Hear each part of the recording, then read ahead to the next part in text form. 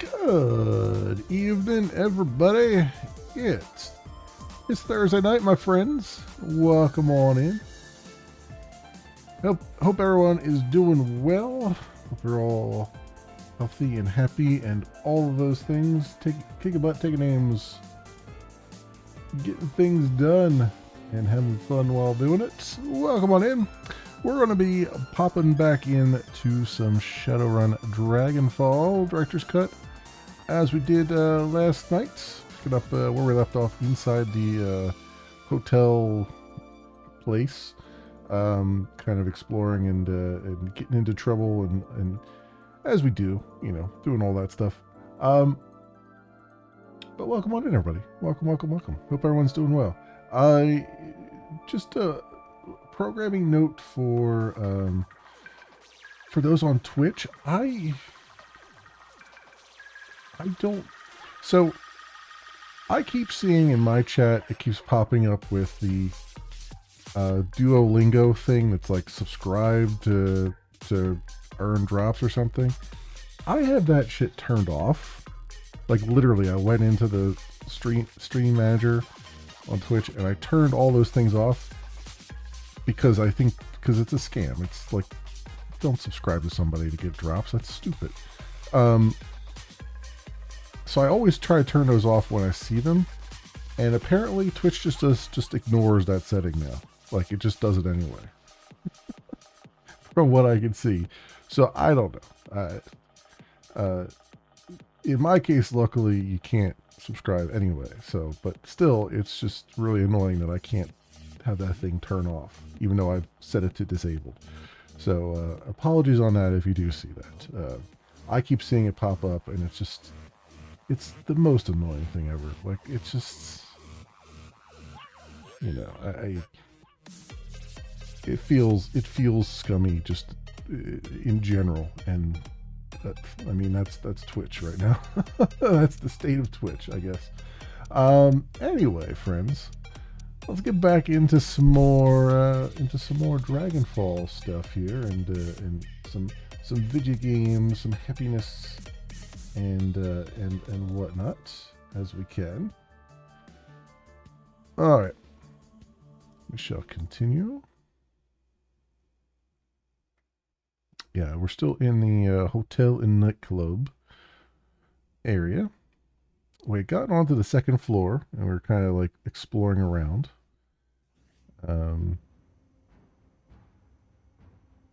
Yeah, in fact, I think we explored all of the second floor here.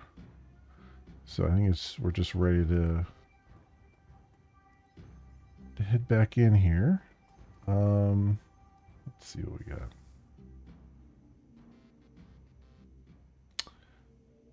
So we've been on the third floor. I kind of want to see what's on the first floor. I kind of want to just explore all the floors just because we can. And just see what we run across. Personal terminal. Dynasafe computer control system. Access safe. Please input password. Bypass. Safe unlocked.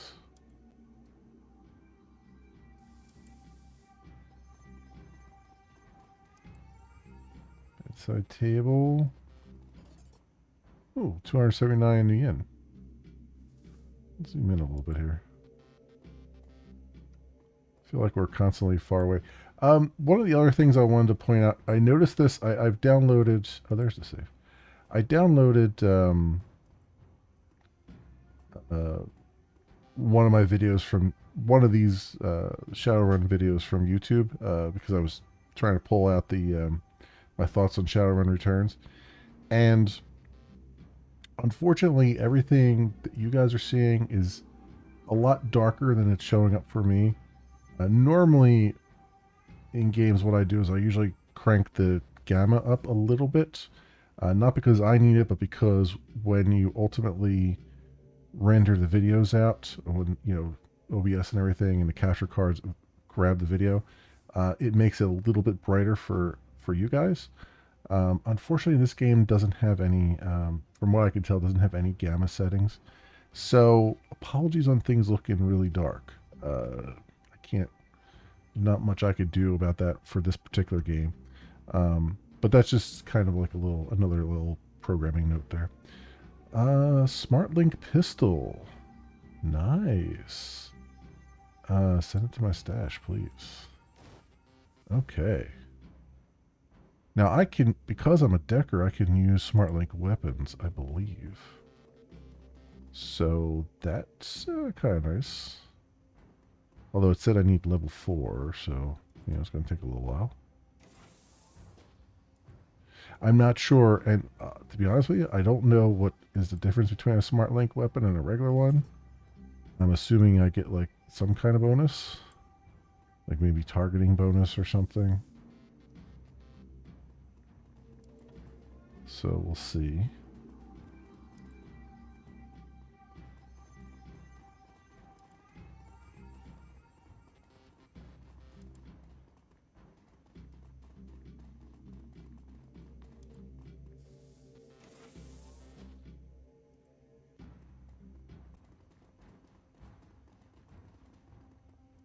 What's over here? Oh, a trauma kit. Nice. Get freebies. Hey, you know what? I was thinking this last night, and I don't know if I really said it, but compared to the first game, compared to Shadowrun Returns, this feels more put together. Like, it feels closer to what you would get from a typical CRPG. Like, things, like, and I don't mean that as a knock to Shadowrun Returns. Shadowrun Returns was good, but it felt like it was...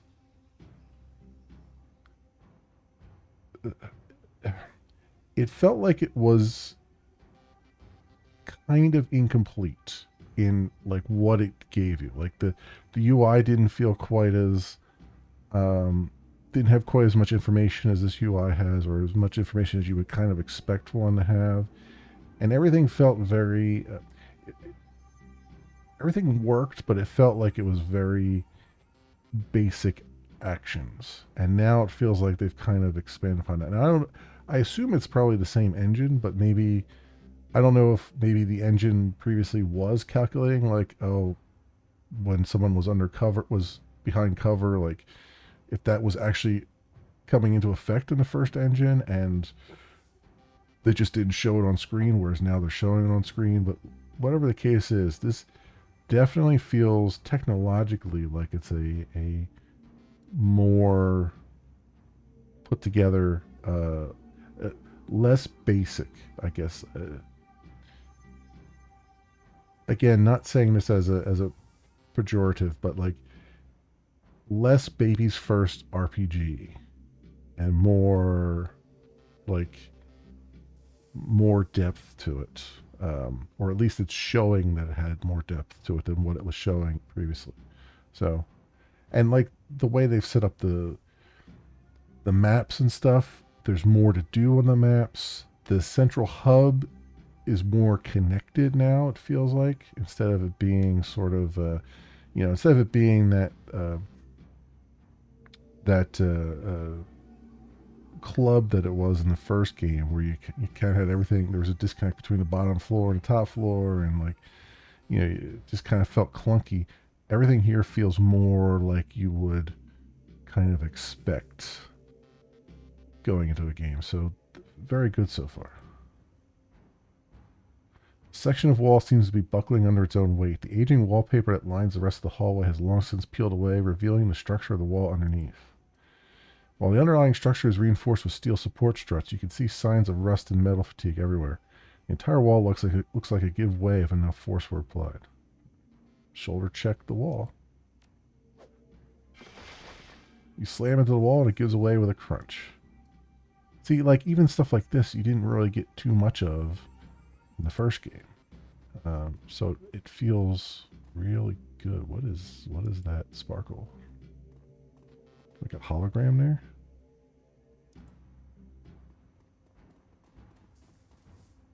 Searching through the clutter on the desk, you find a small synth leather bound journal. Leafing through the pages of the book reveals only a couple of entries. Each of them is scrawled in frantic, barely legible handwriting, with crude doodles filling up the margins. Read the first entry. Okay. I know Eddie's up to something. Like, I heard him today talking to that guy who works in the kitchen, asking him where the cleaning supplies was at. I've seen Eddie's room. The dude never cleaned. Cleaned. Okay, nice touch. A day in his life. I'm going to follow him tomorrow and figure out what his deal is. Maybe he's just selling mouthwash to the hobos a block down at the old bus depot. I knew it. Fragging Eddie. I saw him. Yesterday I was up on the third floor because the vending machine down here was out of soy calf. So he came up and went over to the out of order latrine. He punched in the code. Didn't know I was watching, did you, Eddie? Well, I ain't so stupid. He put in 2478. I'm going to stay up and find out what he's doing in there. All right, so we need a code, I think, for one thing. So there we go, 2478, third floor. All right, cool. We got a code there. Very nice.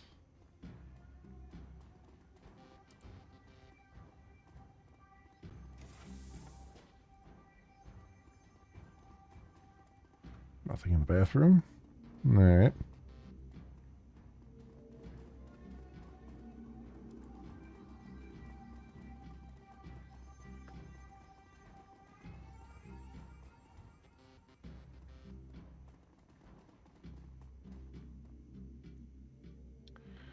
All right, third floor. So there was a door locked with a code, right? Wait, did I not go in here? I did not go in here. Apparently. Cram. Oh, well, we found some cram to give to that. We can give it to that chick downstairs if we really want to. I wonder, was that the code that did I just bypass? Oh no, here we go. This is the bathroom keypad.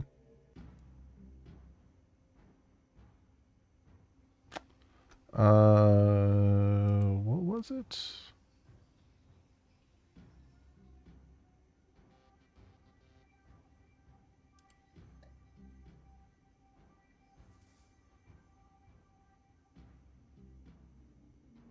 Oh, here it is, 2478. Okay.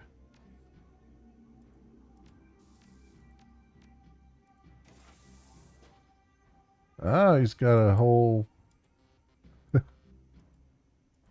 Uh-oh.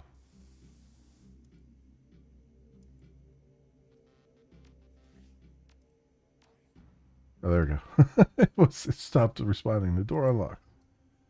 Got a whole lab up here, eh? He's Breaking Bad.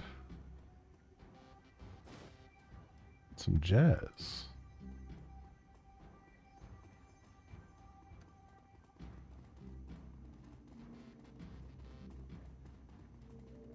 All right, we look through all these. Let's see, it pays to go on all the floors.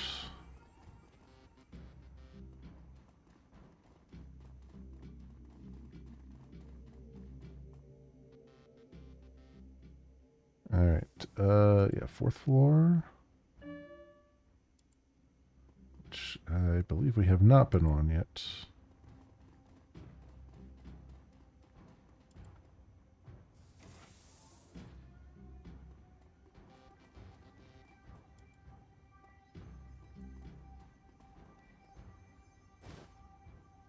Cavalier frag grenade. Well, that is convenient.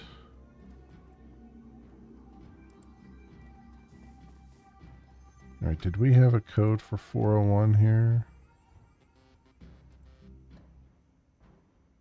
5870. All right.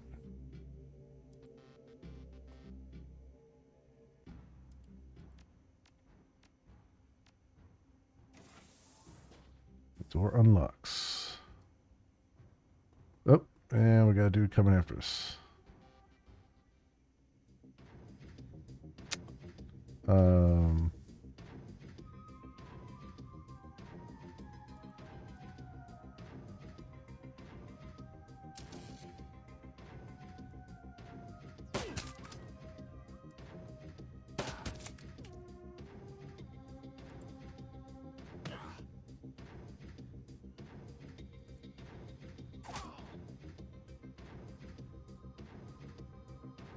That was it. Oh, nope, there's another person there. Damn it.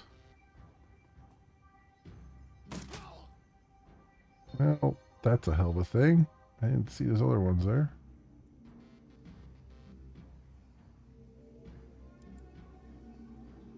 Let me get over there. And...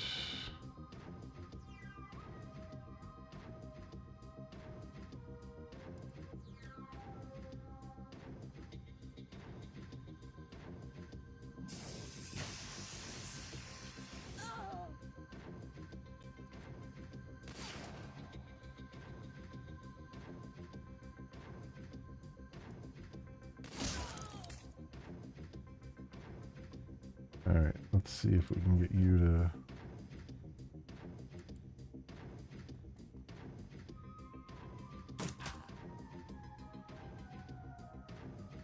Okay, control.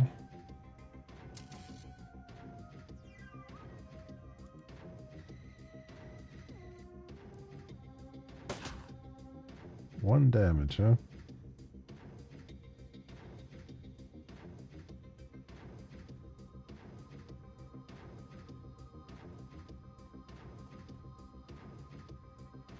I didn't want you to walk in there. I thought I was controlling somebody else.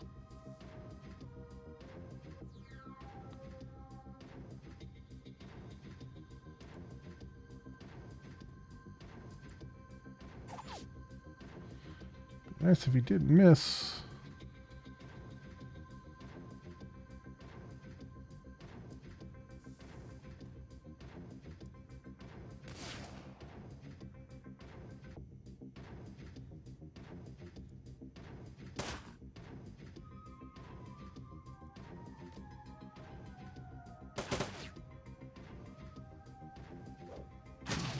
Oh, for crying out loud. Okay.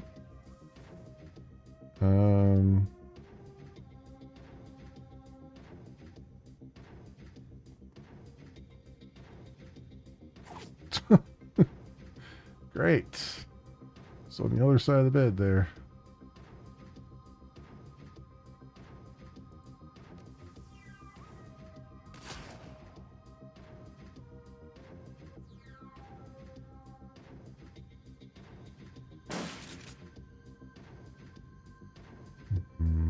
Alright, have you switched your claws and just all the crap out of him.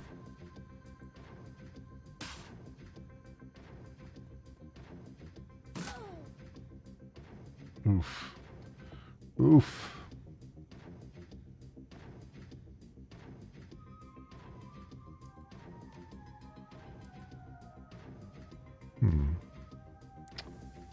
Okay, heal some at your 13. 12, 7. Let's heal you.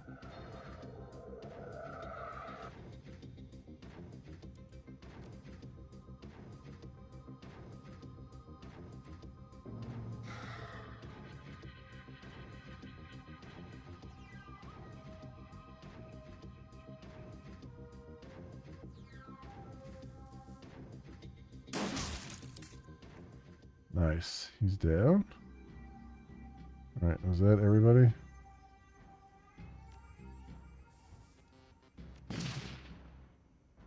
What the hell?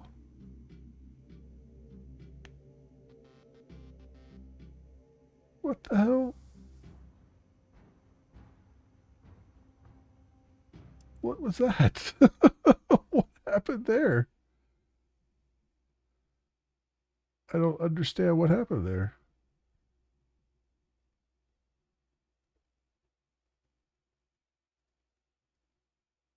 My drone exploded and then just took us all out? Like, what the hell? I don't understand what happened there. We gotta do all this again. That's fine.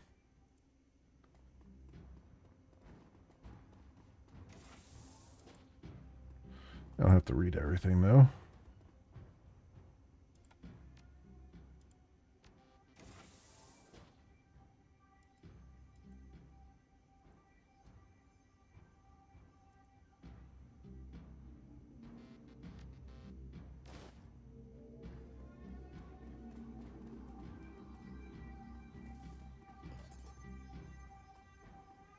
Go.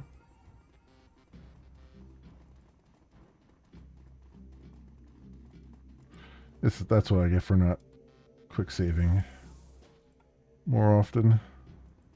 I should be, but I haven't been.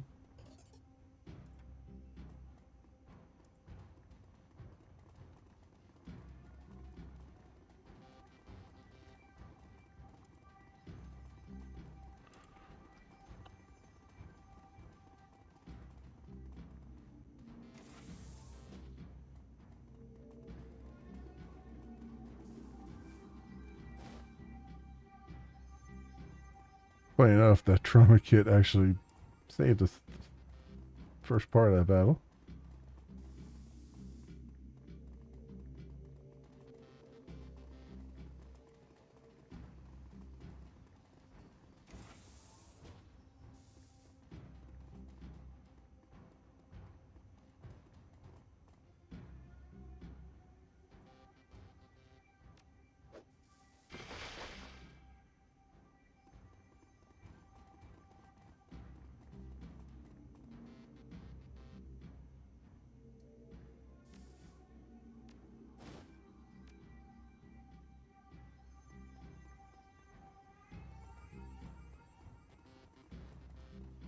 Okay.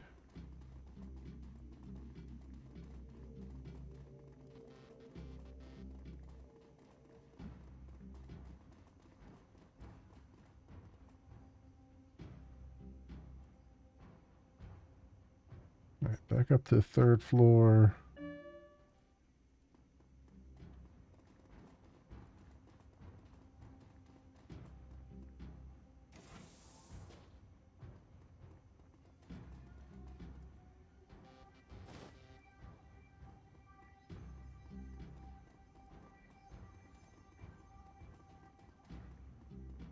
I did check down here, right? Yeah, that's just locked. Okay.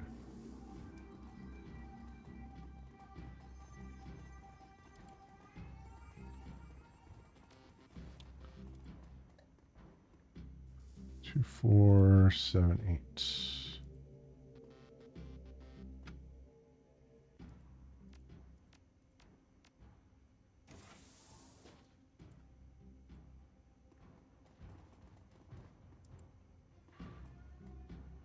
Excellent. Excellent. All right. With that, we'll get up to the 4-4 and then I'll save again.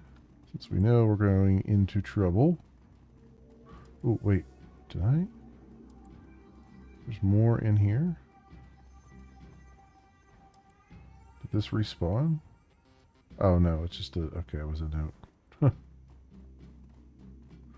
For the spider that we encountered in there.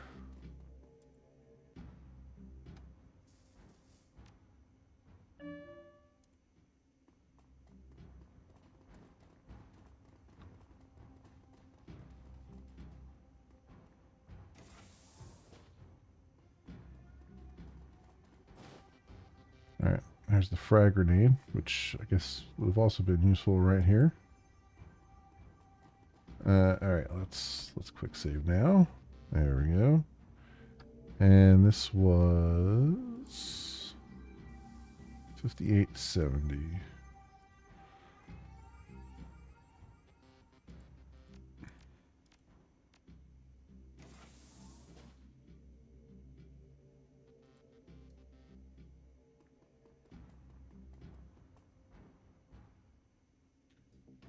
Alright, let's go.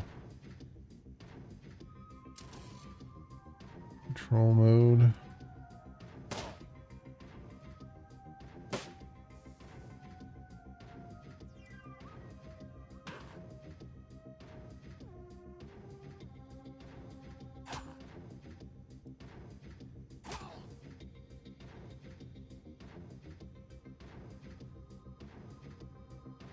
Let's get you. Let's get your shoddy out and get you over here.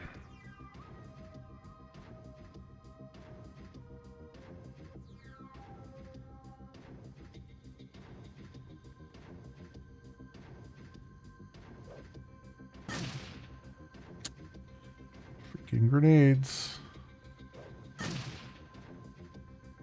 God, that's annoying. All right.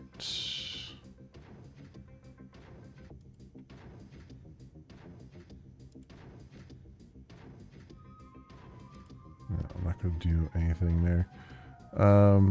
Let's get our drone in here.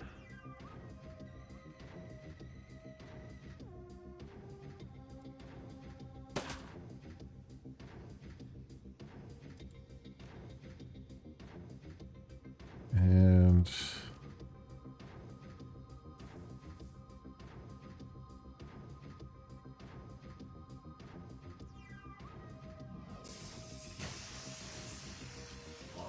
that. All right.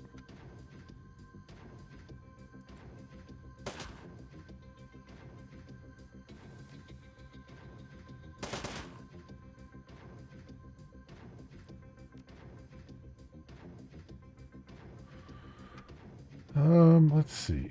Let's see how you like a grenade. Or, you know, I could totally whiff. That could happen too.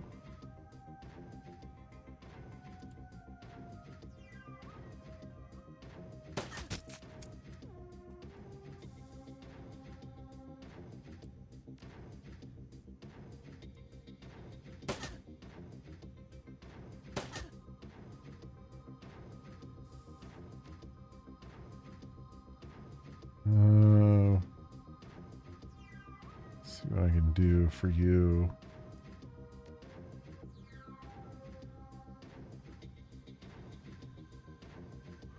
It's been...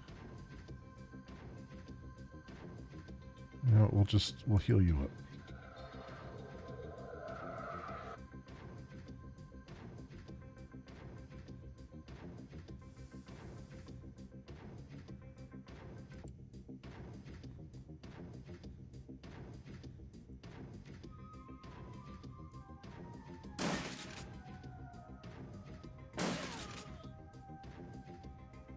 Good, and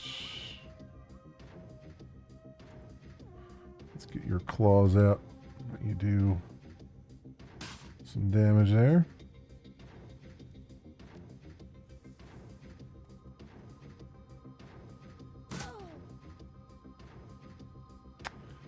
All right.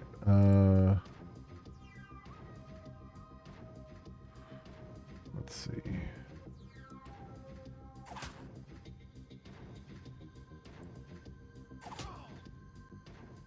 Alright, he's done. Okay. Nothing exploded that time.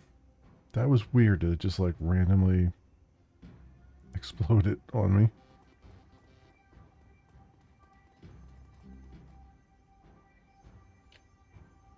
Let's do a little quick save just in case it decides to go again.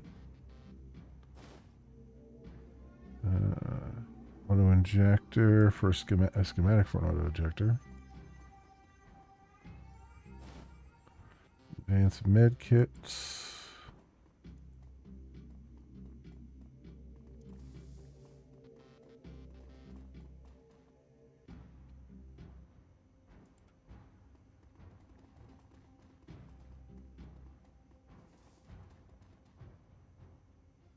Is that it? Looks like it. I guess that's not... Can't interact with that. Okay.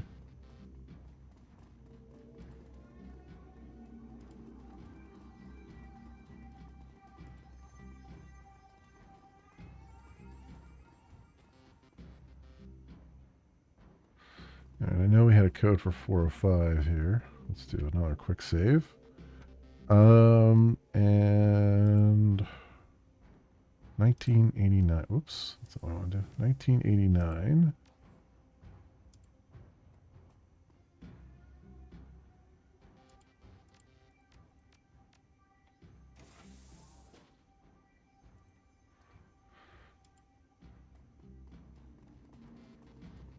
Okay, what do we got in here?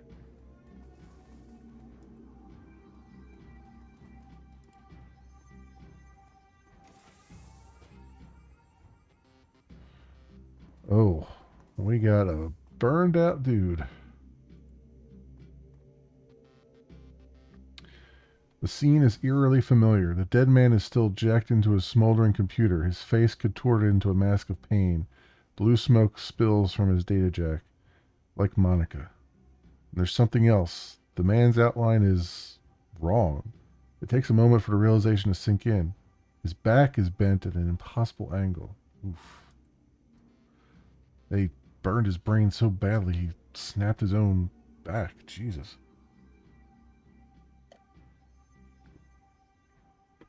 As Dietrich says, Jesus. Looks like he's convulsed so hard enough to break his own spine. Yeah, let's see, okay. Same observation. Is that even possible? Glory gestures at the twisted form on the carpet. You tell me. Iger kneels beside the corpse, bending to peer at his face. Matches the description of the Tug gave us. It's Green Winters. She straightens, glancing back over the body before returning her attention to you. This what happened to Monica? I suspect that it would have. We jacked her out in time to prevent it.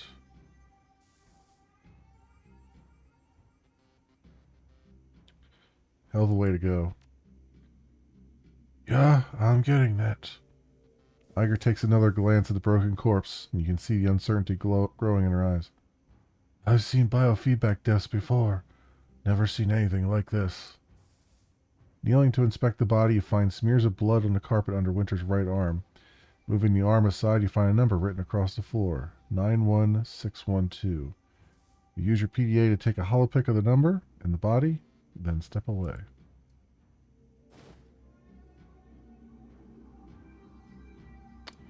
Paintings, huh? Hanging on the wall is a large, gaudily framed painting, an impressionist landscape inexpertly rendered in splotches of cheap acrylic. A nameplate on the frame reads, Harz Mountains 2011. Move the painting aside. There's nothing here. Yeah, I can see it there. Well, that's a different room now. Hanging on the wall is a large, gaudily framed painting, an unimaginative still life of some kitchen object sitting on a table. Move it aside. There's a small locked safe installed in the wall behind the painting. The keypad mounted to a base glows invitingly. So I guess that's the 91612. 91612.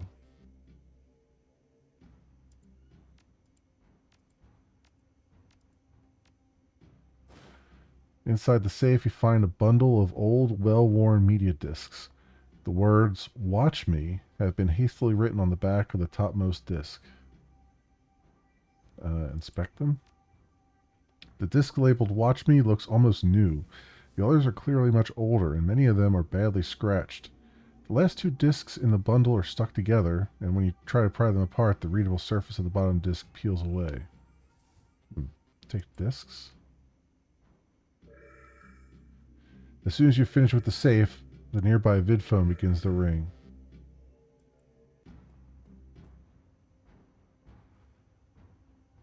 Hey there, Chief. Don't hang up. I've got a proposition for you. Listening?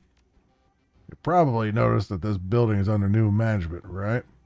And judging by the fresh corpses that I'm seeing strewn all over the hotel, I'm going to guess that you don't like the new guys any better than I do. Well, I'd like to make you an offer. You help cover my escape, and I'll get you into a secure vault on the top floor, belonging to the leader of the gang that used to run this place. Trust me, it's still secure. I set up the security protocols myself. The last Decker they brought in to take a crack at it came out on a stretcher. They haven't found too many volunteers since then.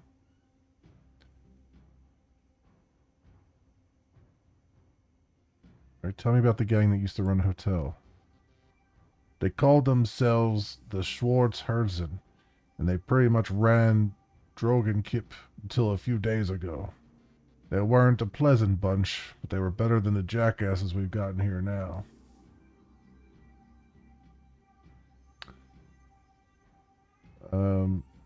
So what's the deal with the new gang? They're terrible people. Real bad guys. All of them. Look, I don't mean to rush you, but we can discuss all this later, after we get out of the building full of murderous thugs. Alright, let's get back to business. What's in the vault? Gear, money, lots of good stuff. Well, I am a fan of good stuff. As are we all. So, shall we go grab it? Yeah, where do I meet you? Room 505 on the penthouse floor. Come rendezvous with me here, and I'll take you to the vaults.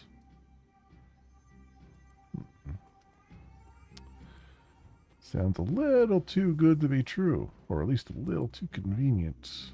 So, need to be extra careful.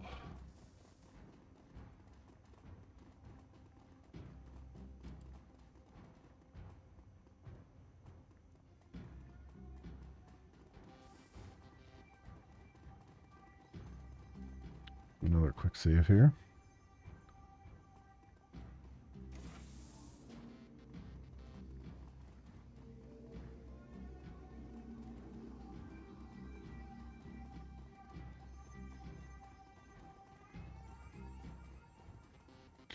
All right, before we go up to the 5th floor, we have some cram here. Let me, there's two things I want to do first, because I'm not sure if it's going to, end the mission or something. So first of all, I want to give What's Medusa her stuff back. And I'll give this chick the cram she wants.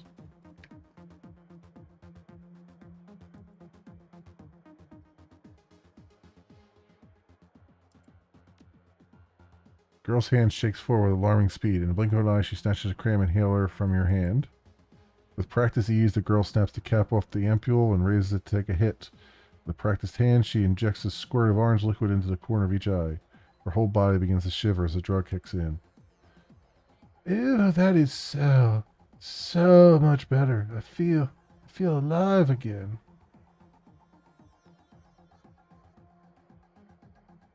So how do you like the guys that run this place? Oh, they're terrible. The worst. Loud, violent dreckheads with grabby hands. They have the cram, so what you gonna do? The gang that used to run this place, now they were classy. They had this awesome stuff. It was like if Cram and Novicoke had a baby, that's what it would have been. It was dreamy. Viventar with the raid. Thank you. Welcome on in, Raiders. How you doing? Good evening to you. How was your stream? How's everything going? Let's see. So how long have you been partying here? Oh, a real long time. I go where the cram flows. She raises a hand to her lips to stifle a high-pitched giggle. You know? Not too bad. Doing the German accents is burr on my voice though. Yeah, I opted out of trying to do the German accents. I have a hard enough time trying to do women's voices, let alone trying to do the German accents. I feel like one international incident is enough per stream. Yep. German community members just stare on in horror at my German pronunciation. Yeah, they do like to pack it full of some German words, and I've resorted to, muddling my way through some of it, and other things, like names and stuff. I'll just call people Bob and John and George. and just and just call it a day there. Start sending you pronunciation guides. Yeah, it's a thing.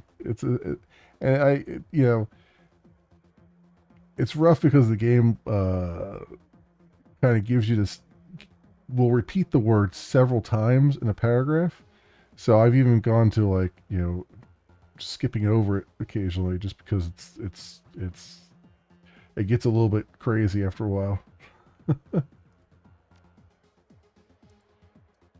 All right, so we did that, and then let's see if we give what's her face here her stuff back. You know what? Let's do a quick save again.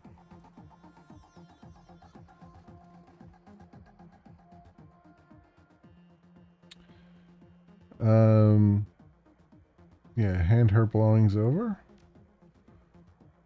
Really? You actually went up there and got my things? She stares at the items in her hands incredulously. You didn't just walk off with them? Wow, thank you. When you said that you were going up there, I didn't think. I just... Her lip starts to quiver. Thank you. Alright. I got karma for that, didn't I? I did. I have 4 karma here. Let's see, what do I want to spend this on? Oh, well, I have that pistol, right? So maybe I should start putting some stuff into pistol, even though...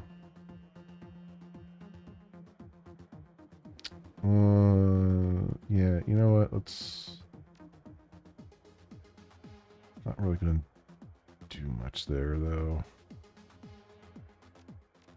Yeah, because I need range combat in order to get more in it. All right, well that's fine. Might as well put something in unarmed, just because I am unarmed mostly here. All right. All right, let's see what we get. No, this is my first run. Yes, this is my first run through this game. I finished last week. I finished Shadowrun Returns, which was actually my second run through it, but it had been so long since I did it. I didn't know. I couldn't remember anything from it. I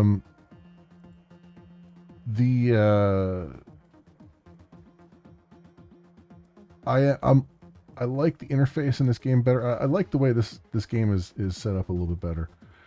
It feels more fleshed out. But yeah, and then after I finish this, I'm gonna do Hong Kong, which I've heard is the one that people like the most.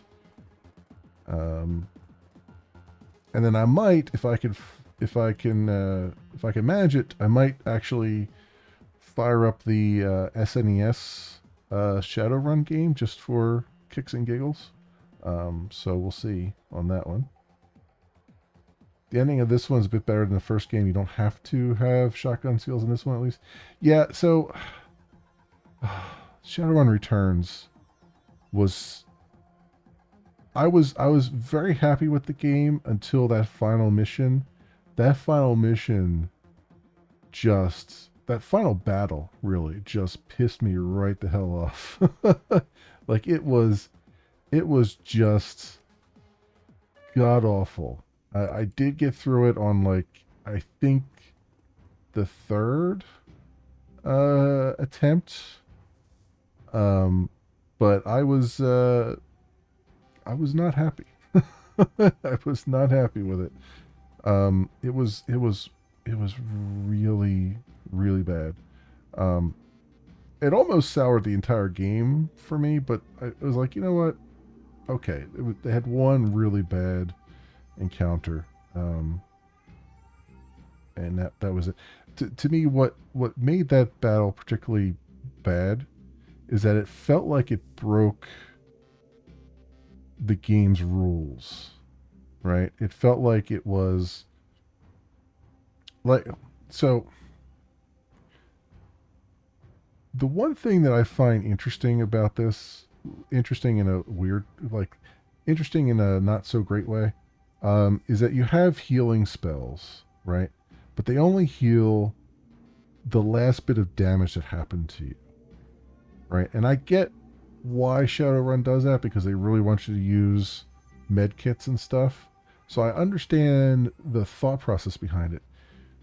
But what really broke that game, or what the problem with that is that you can really break the game, and they actually prove that in Shadowrun Returns by having those ghosts that do 1 point of damage. So you have one that does 17 points of damage, right? And then you think, okay, well I'll heal them as soon as I get as soon as my healer comes around, and then immediately they get hit by another thing that does, like a ghost that does 1 point of damage.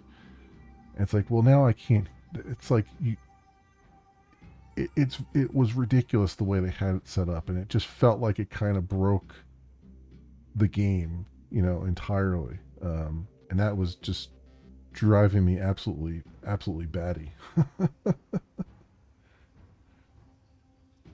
Got this go through is do a chibi run, yeah. Yeah, I was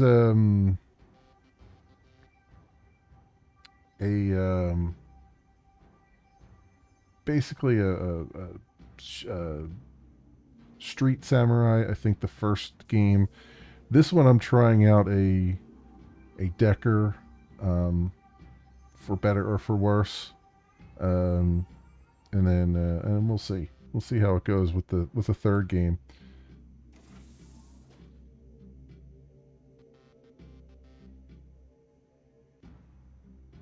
You didn't know until today that it changes all the dialogue in the game? Oh, really? Well, that's interesting. That's really interesting.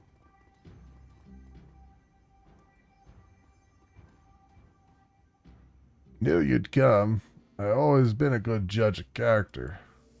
Since we're meeting in person, I'll formally introduce myself. He nods his head in salute. Blitz, Decker Extraordinaire, at your service. Ma'am. The vault is just around the corner. Once we get there, I can unlock it with a few clicks on the keypad. Blitz offers you something between a smile and a smirk. Built myself a back door when I wrote the security system. Never hurts to be careful. Sounds good. Let's go. Rigger, not Decker. Yeah. Third game is the best for decking. Do a full deck run of all 3 games for your first playthrough for a few. Oh, okay, yeah. Yeah. I keep calling them deckers because I keep having Blade Runner in my head. And so I keep saying decker like it's like it's a thing, but yeah, rigger is the technical, is the correct term. But yeah. Oh, decker is the right term. Oh, is it? Okay. Then maybe I'm all confused. For cyberdeck users, the hackers. Yeah, okay. Oh, so the rigger is the okay. The drone operators. Yes. Okay. Yeah. Yeah, that's right. I had hired one in the first game. The problem was I couldn't figure out in the first game how to get it to actually use the drones. Like, I hired one for one of the runs, and I couldn't figure out how to get it to use the actual drones in combat. And I think some of that was just due to the interface. I was still like, the interface was kind of throwing me off. And this one, I haven't had a problem with it. You need to activate the drones.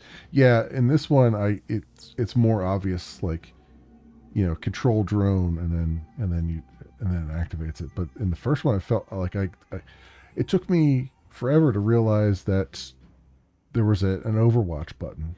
Like I didn't even realize that that was a button until one day I looked at it. I was like, oh, this puts people in Overwatch. Okay. Oh. All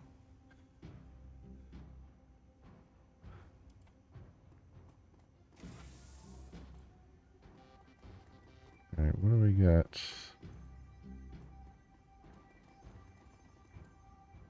Over here. Advanced drone repair kit.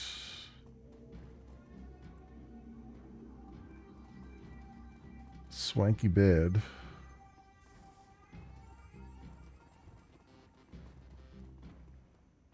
Anything else to interact with?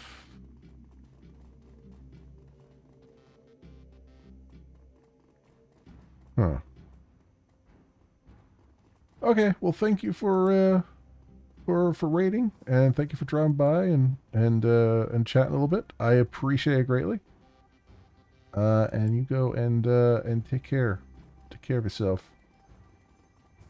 That's always the hard part with the rating, right? Is that like it's probably at the end of a long stream and you're just like, oh, I need to go. And that's fine. I got no problem with that. Okay. Oh, we're not doing so good on the health on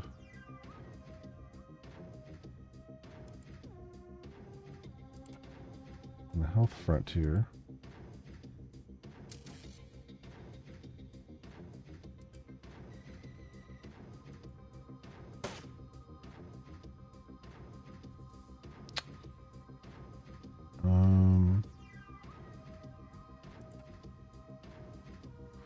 Let's see if I can get you to anybody who can be healed here. I don't think so because we're just starting combat.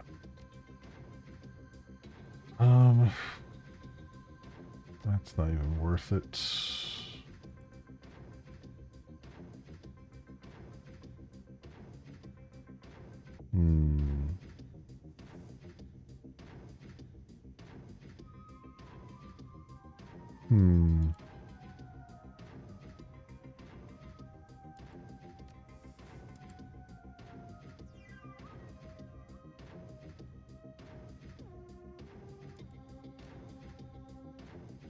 Is this just a... This can't be a friendly thing because it's like 2-hit chance. I don't understand why I can never seem to target anybody unless it's you gotta be really, really close to them.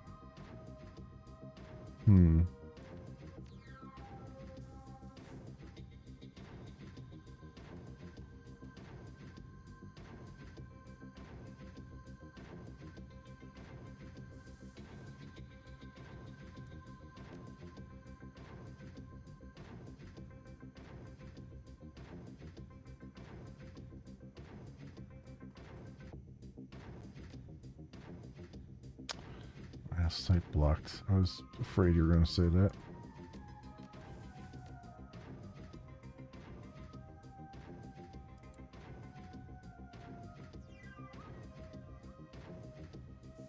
Alright, now this guy is with us as well. What do you have? Targets.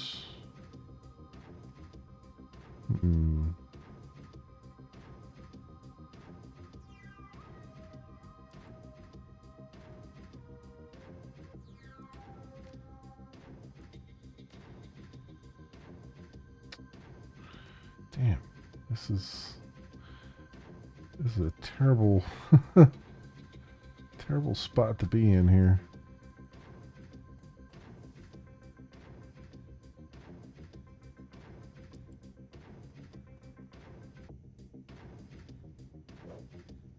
Yeah, I knew they were going to throw a grenade.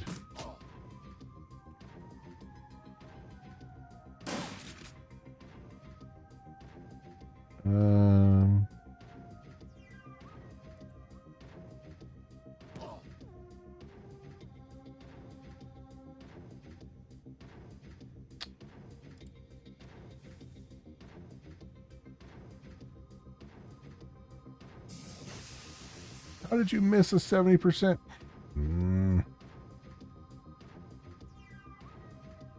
Okay. Basic med kit.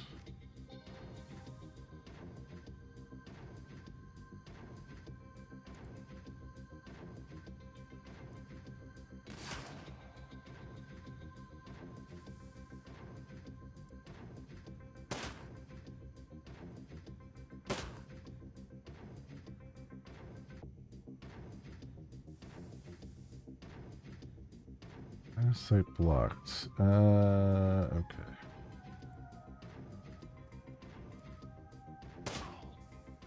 Get rid of him at least.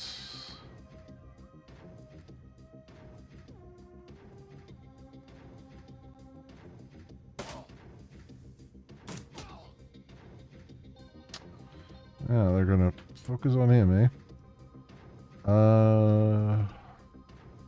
Okay. What we got here?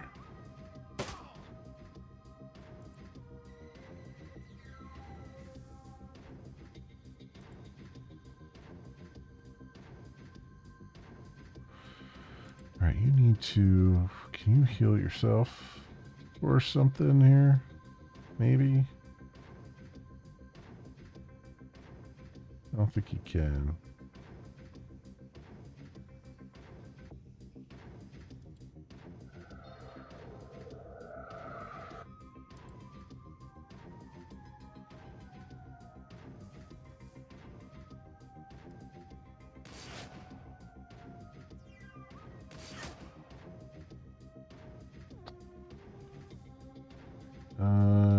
Can we get you for here maybe?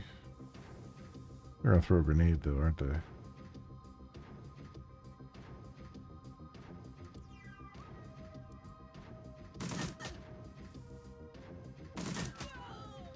Oh, good, we got him.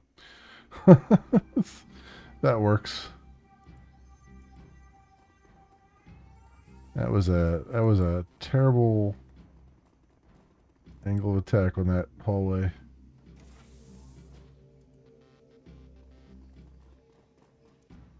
I just did not have good positioning.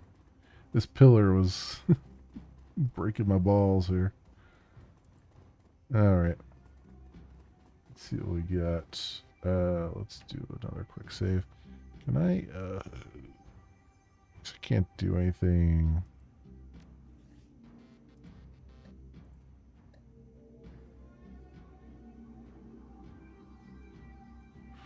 Oh, this is the vault they're talking about, right? All right, here we go. Tap a tap tap. Done. Wait, when did that thing get installed? Take cover.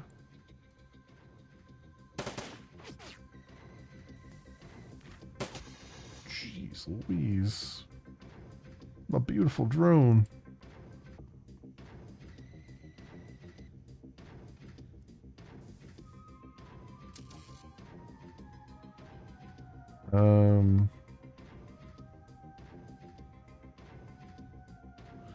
Problem here is trying to get a good line on them.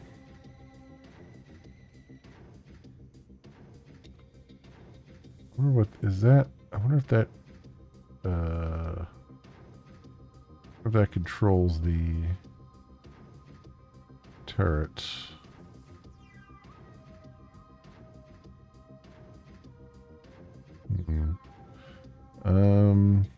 Can I get... Let's try it. I figured.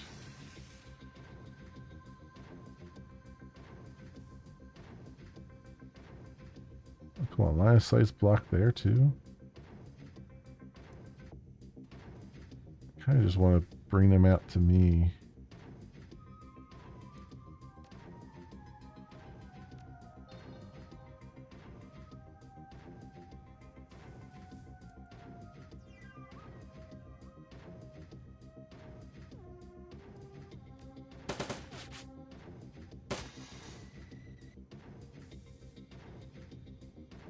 Alright, maybe they're not going to come out to me.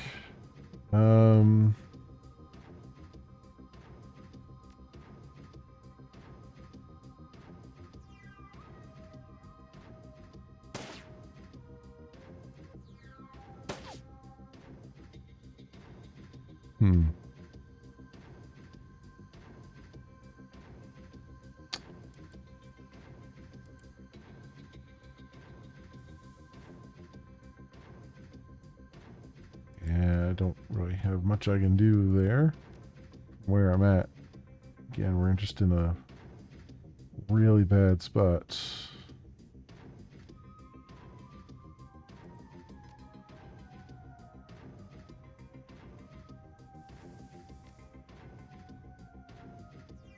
So he's just got, he only has his throwing knife, which isn't really going to help too much. Oh, there's a freaking enraged troll there. Okay. Maybe I should just have him interact with this. See what happens.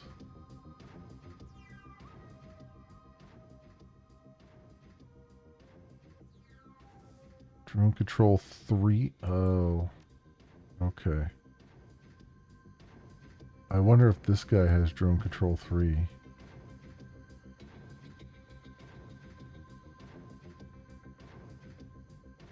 Damn it. Really?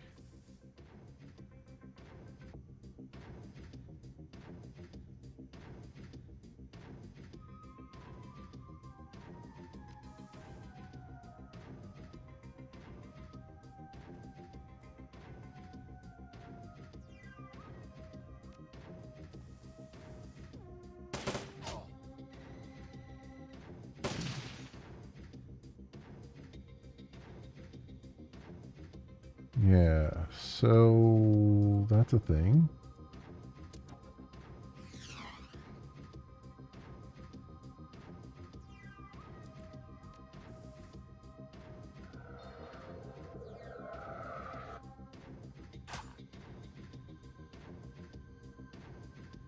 Let's get your shoddy out. Oh, I hit my own guy. Well, okay, this is not quite working out right here. This is a bit of a problem.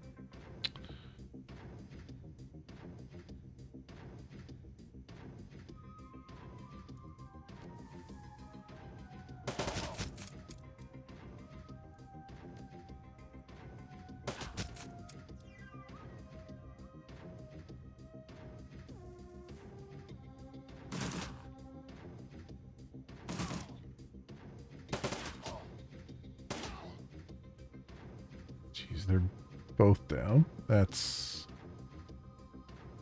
a bunch of fun. Okay.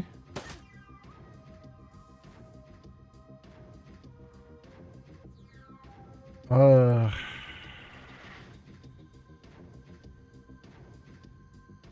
hmm.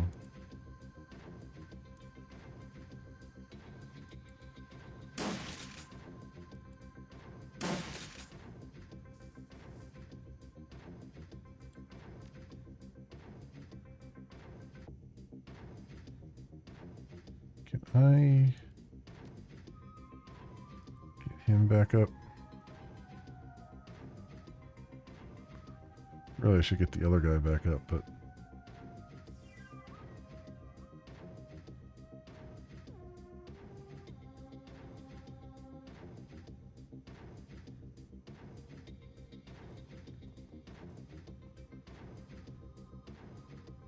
oh, there we go.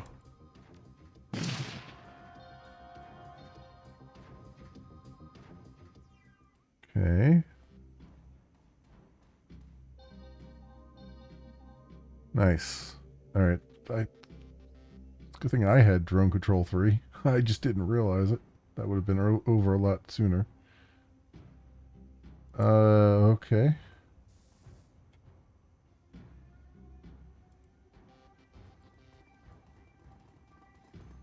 I don't know where that.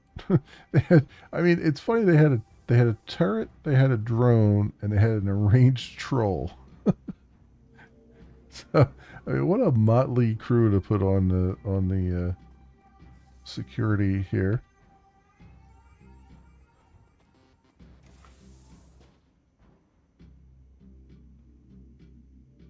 Is that a friendly drone? Well, I did quick save before I went in here, so yeah, it appears to be a friendly drone. Bliss. The drone appears to be broken. All it can seem to do is hover in place. Take it. Okay.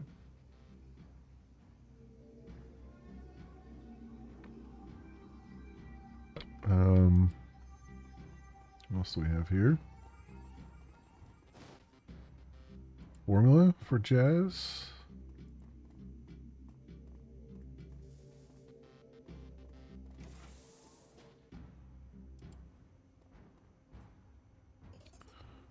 $1,425 yen. And some nitro. Send that to the stash. That's all he had there? Drek. Yeah. No. That was a whole lot of combat for nothing really beneficial.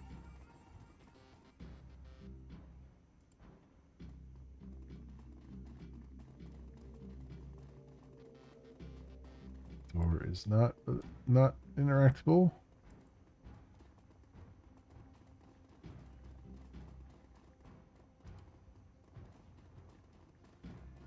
Wait, did I get everything out of here? I feel like I'm missing something.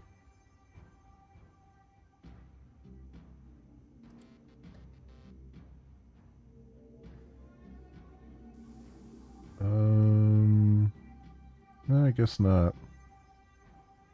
I guess I didn't really miss anything. Okay. Did kind of clear the place out.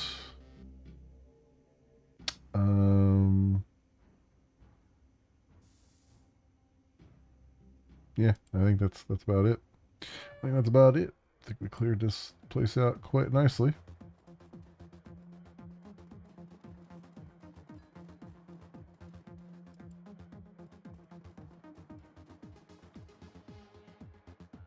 Right. Is there anything else around here? I did pick up that one janitor's thing, or that key card, but I don't know that I ever actually used it. Allows access to maintenance closets on hotel floors. The maintenance key fob. Oh, is that what those other, where the vending machines were? Is that what that was giving me access to? I thought those were just whatchamacallit? Yeah, it must be these here. Oh, okay, so it does, yeah, okay, that makes sense. I thought these were like a common area, but no, it's got I kept looking at that thinking it was a vending machine. It's not a vending machine. It's a toolbox. Okay. All right, so I did take advantage of that then. Okay. All right. Let's. Oops, that's not what I want to do. I want to get out of here. All right, very good. Let's go.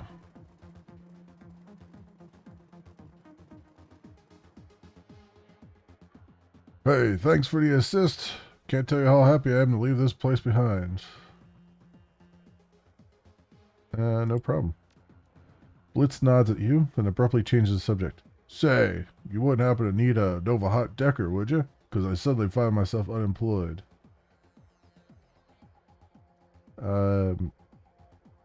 I'm a decker, so no, I'm afraid not. The position's been filled. Oh, damn. Well, I also have some rigging skills. I can do that too, and I'm pretty handy with a gun. Worst case scenario, I'm another warm body to fill the ranks if somebody takes a hit. Come on, buddy, let me sign on with you. You won't regret it. Okay, fine. Welcome aboard. Excellent. Fantastic. I promise you, you won't regret it. Blitz has joined your team.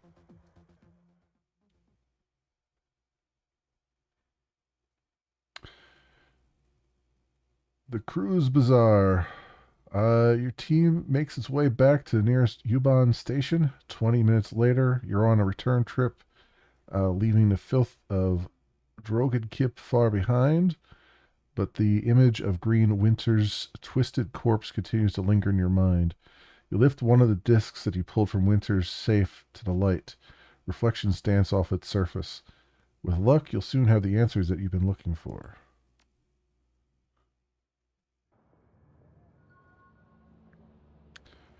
Crew advancement available. As you lead your team through the shadows, your companions will continue to develop and learn new combat skills. Clicking the icon in the lower right-hand corner of the screen will open a crew advancement menu. When this icon is highlighted, one or more of your companions is eligible to learn a new combat skill. In each advancement level, you may choose one of two possible combat skills for each of your runners. Choose wisely. Oh, cool. So they actually do have, you actually do level up your crew now in this one, where you didn't in the first. That's awesome. I like it. Sniper Specialist. Iger gains a sniper rifle ability that increases accuracy by 35% for one shot. Costs 2 AP. Cooldown 3. Gains a shotgun ability that imbalances targets, making them easier to hit on subsequent attacks.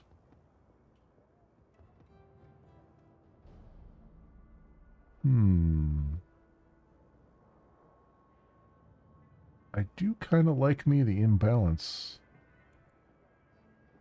So, scatter shot. Yeah, you know what? Let's do that for Iger. And then you don't have anything yet.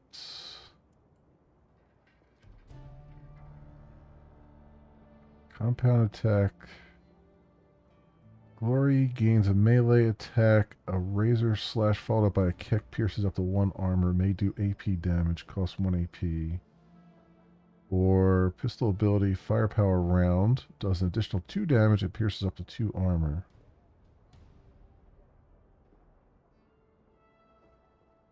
I think I'll do pistol specialist for her. Dietrich. Meltdown.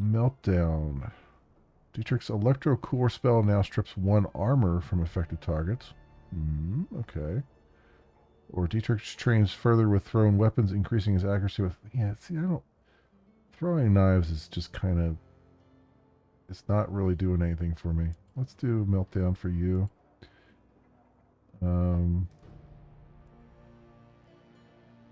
Cool. Alright.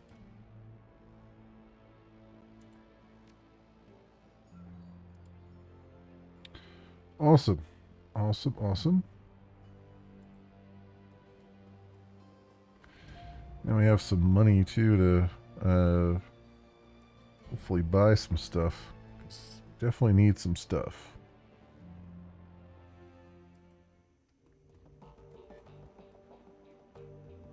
There's Blitz.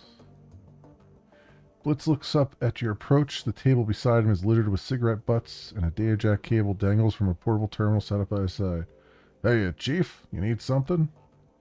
Just checking in. You doing all right? His smile widens. Great, Chief. I'm doing just great. It's real nice to be able to wind down and relax for a change. No more worrying about this ganger or that ganger sneaking around me and slipping a knife between my ribs. He slaps the table with a grin. It's a good change, Chief, I gotta say.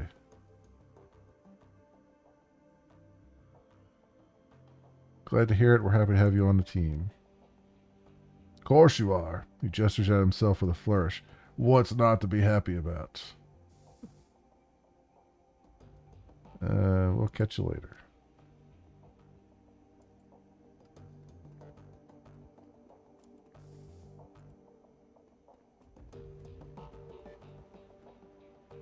There's Dante. You look down to see a pair of bright eyes set into a scruffy face looking back up at you. Monica's old dog. Looking down into his huge brown eyes, you see intelligence and sadness. On some instinctive level, he must know his master is gone. Dante lets out a small whine and rubs his head against your leg. Okay. Woof. Right.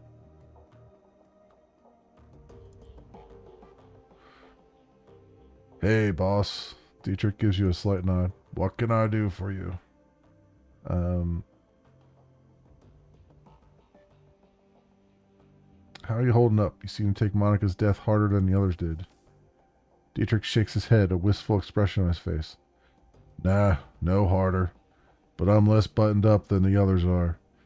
Iger will never let herself show any weakness. And Glory, well, she's too full of chrome to feel much of anything. He shrugs. Me? I don't give a damn. I spent too much of my life putting on a show for others already. What do you mean by that? I used to front a punk band way back when. Believe it or not, I spent a pretty good chunk of my life on stage. Whenever we weren't playing, I was living up to our fans' expectations. Spouting off, getting into fights, getting drunk, getting laid. Not a bad life, all things considered. How'd you go from fronting a band to running the Shadows? Wasn't as big a leap as you'd think. I already had a healthy disrespect for authority, and I had the magic to back it up. One nice thing about shamanism, as long as you keep your idol happy, it doesn't matter what else you do. The Dragon Slayer chose me to be his servant, and as long as I was scraping with someone bigger than me, he didn't much care whether I did it on stage or in the shadows. Tell me about the Dragon Slayer. He shrugs. Not much to tell. He chose me when I was just a kid. I could always feel him in my heart, goading me to laugh louder, hit harder, and get rowdier than the rest. Of course, my family didn't understand, but the hell with them, I thought. I knew I was destined for greater things. So I listened to him, and I cracked the skulls of a lot of bad people. He saw this and was pleased, and rewarded me with magic. And I used that magic to crack bigger, thicker skulls, and so on. He shrugs. It's a simple life, but a good one. What was your band called? Maybe I've heard of it. Oh, I doubt it, boss. We never really got any airplay. Come on, tell me. All right, boss, if you insist. The band was called Messerkampf, spelled just like it sounds, in big capital letters with an exclamation point.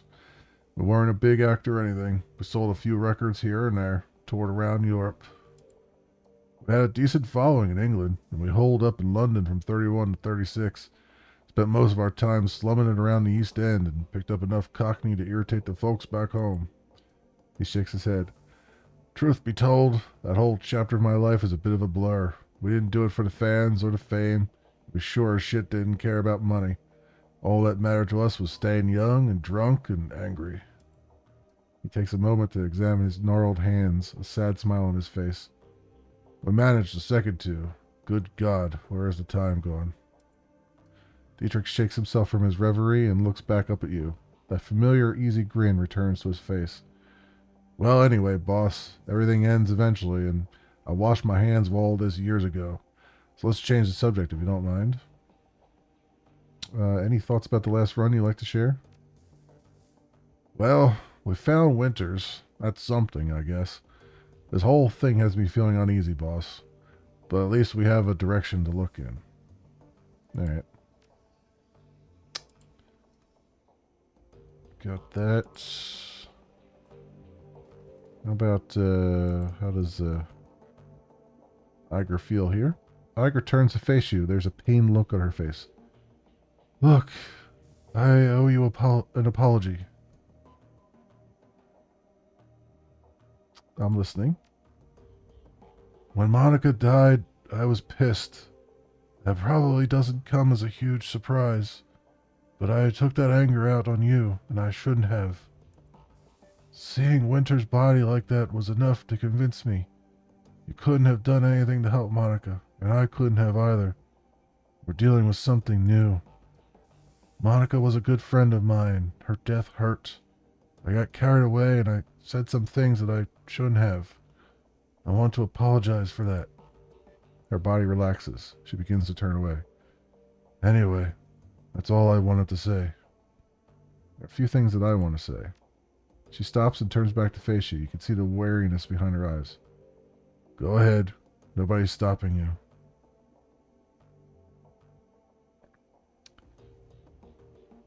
You're a valued member of this team, Iger. We need you now more than ever. I'm glad that you're on my side. She raises a hand to stop you. The expression on her face has gone from cautious to annoyed. Cut the bullshit, fearless leader. I don't respond well to flattery. Yeah, forget it then. Yeah, I will. She shakes her head in disgust. You should go. I've got prep work to do for our next run, and you've got more important things to do than watch me pack my gear. Alright. Let's see what Glory has to say. Ma'am, what do you need? How are you holding up? Don't worry about me. I'm solid. You sure? You look like you're a million miles away. I'll be with you when it counts. Right now it doesn't.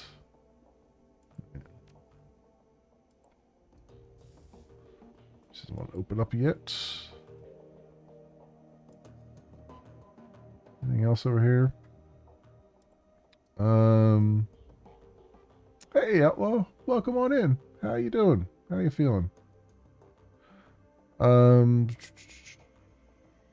Check your inbox for new messages. You have no unread messages. Open a jobs directory. You all pending and active jobs. Nothing. BBS.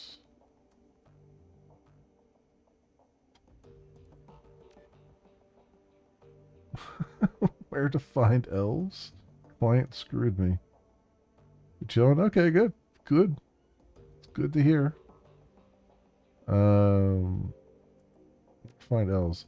Is there any elf clubs or bars in the downtown area? I really want to meet one. They're just so beautiful. Maybe we can go dancing. Do elves like dancing?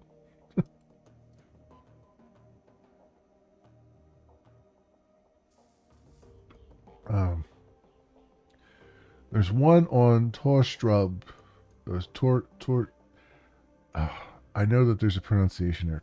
Torstrub? I forget how you pronounce the funky bee.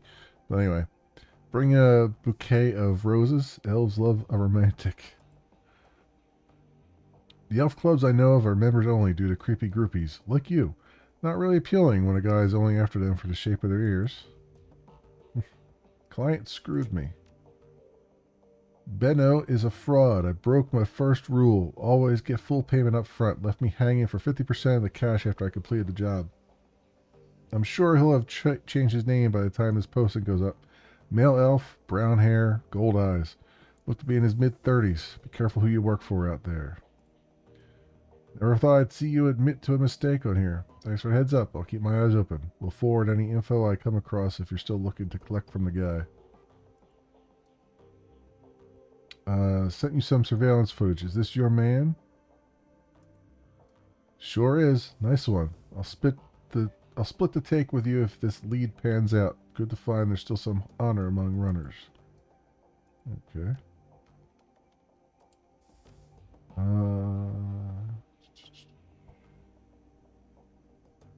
Alright.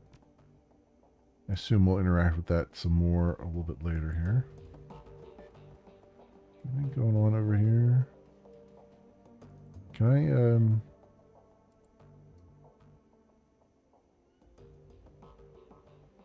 I can just pet him again, I guess. Alright. I was gonna say, can I feed him? Because I imagine he'd be hungry by now, but... Let's talk to Paul. Amsel's expression is harder than you've seen it before. When he speaks, his voice is grim. Iger has told me of Green Winter's death. She said that he died in the same manner that Monica did. It wasn't a pretty sight. Amstel nods gravely. I know that you and Iger have had your differences. I will tell you that she was badly shaken by the sight of Winter's body. She also mentioned that you found something in Winter's safe, a package full of very old discs. May I see them? Of course. Good God. Gingerly, Amsel lifts the disc from the bundle and holds it up to the light. Slowly, it begins to turn in his hand, causing rainbow patterns to shimmer across its surface. I haven't seen one of these since I was a boy. This is a DVD-RW, a data storage medium from the mid-2000s.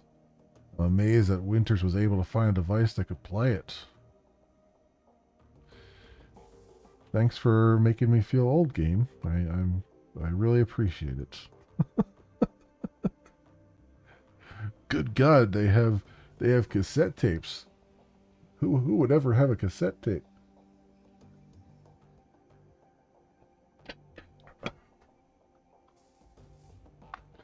Oh, and this one still has a pencil in it, so you could rewind it up. Do you know how we can read these things? He puts down the DVD in his hands and quickly inspects the others. The first disc that I looked at might be readable. The others are damaged, some severely so. I have my doubts about them. For now, let's concentrate on the undamaged disc. There's a little shop outside the Data Haven. Talk to the proprietor, Malit Hoyle. I swear they just threw a bunch of letters together to make these names. Like every single one of them is like, yeah, let's just that sounds fine. She might be able to help. Tell her to put the cost of the device on my account. I'm on it.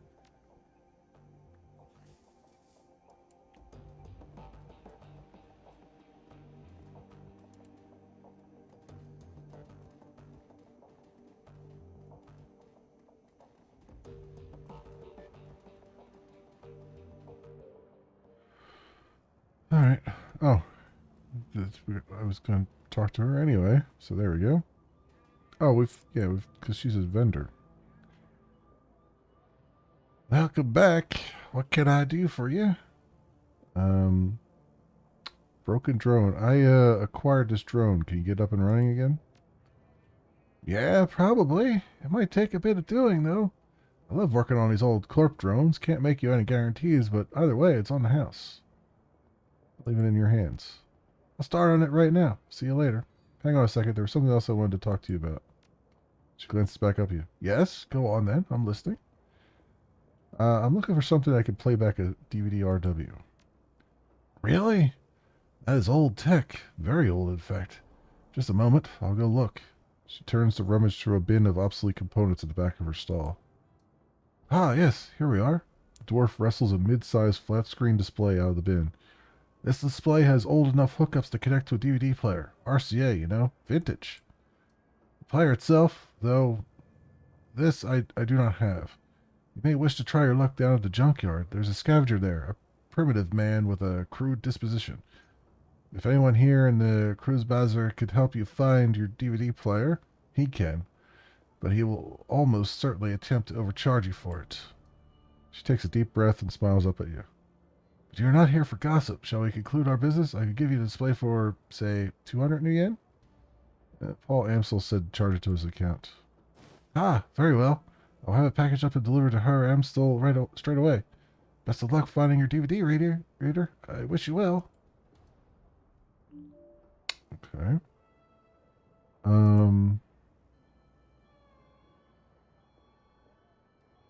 Okay. I want to see what we've got here.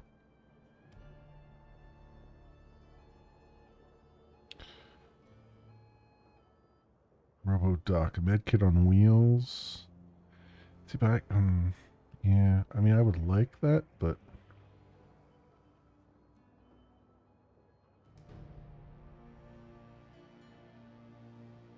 I feel like just one drone is about all I can handle with this character because I need the room to do other things. Did I talk to Kami?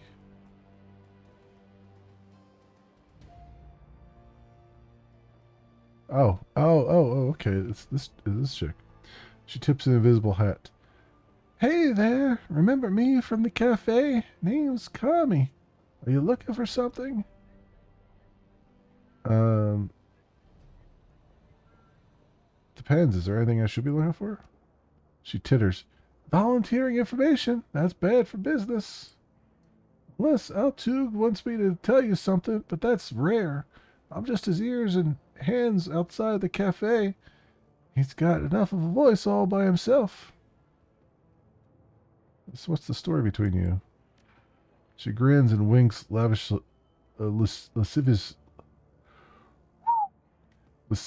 lasciviously at you. There we go. Oh, man. I haven't had to pronounce that in forever.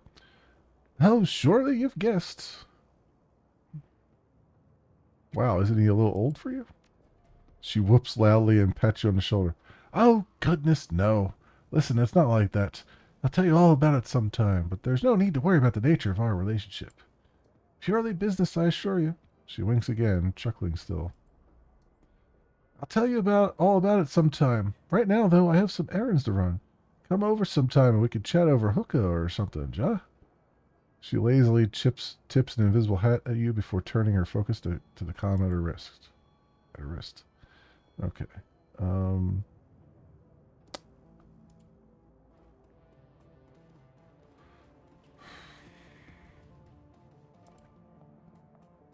what do I want? I do want to take the time to buy something, but I have to figure out what it is I'd want to buy. What does this guy have again?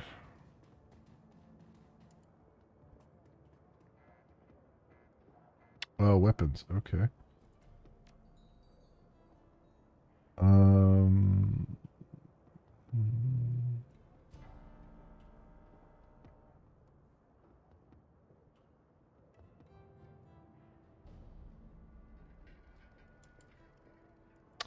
This is a smart link.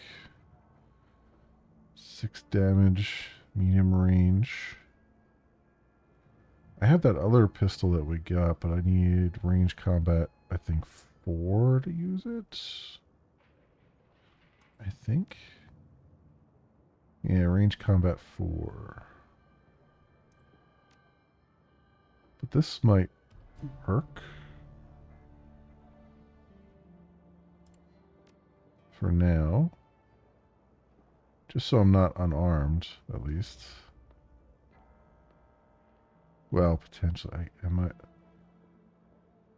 Yeah, that's interesting.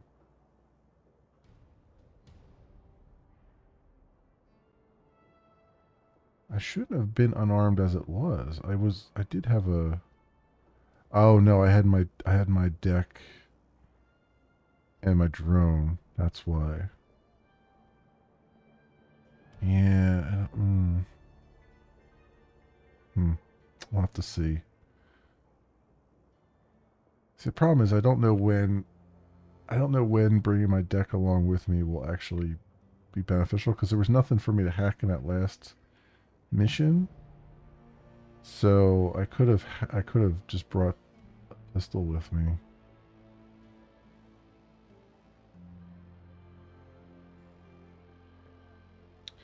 That being said, I would like to.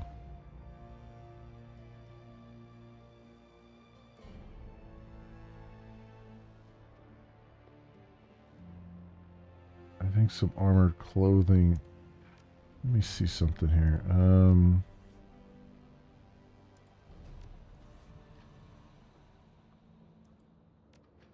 It's armored 1. I can't influence their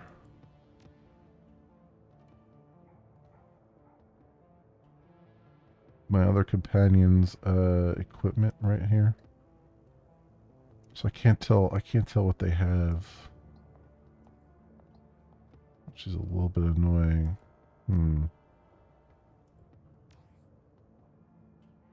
Alright, so I want to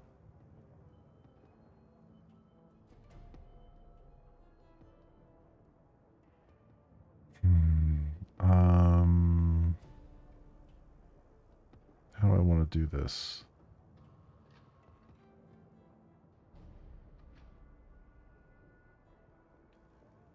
I could do decking 4.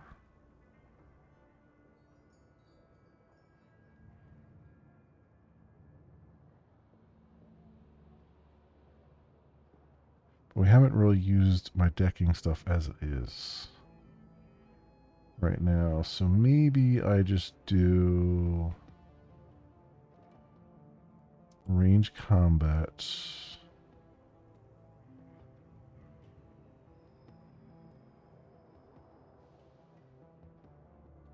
And that'll be 5 points there. If I could do, put 4 points in there and 2 more into the pistol.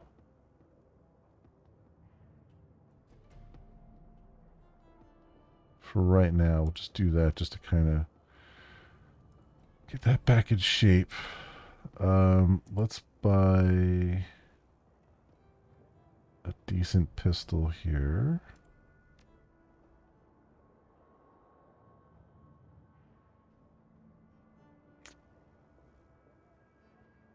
And some armor clothing.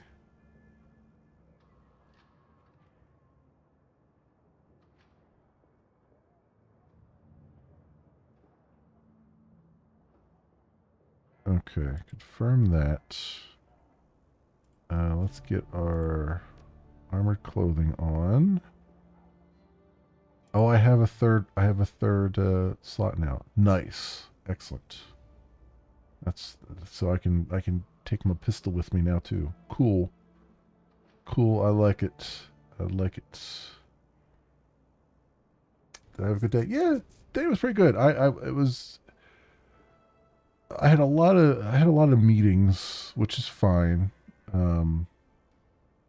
But like it's funny because I put on my calendar like months ago, right, that I had to go to my yearly dermatologist appointment, and I blocked out a time on my schedule where I wouldn't be around and all that stuff.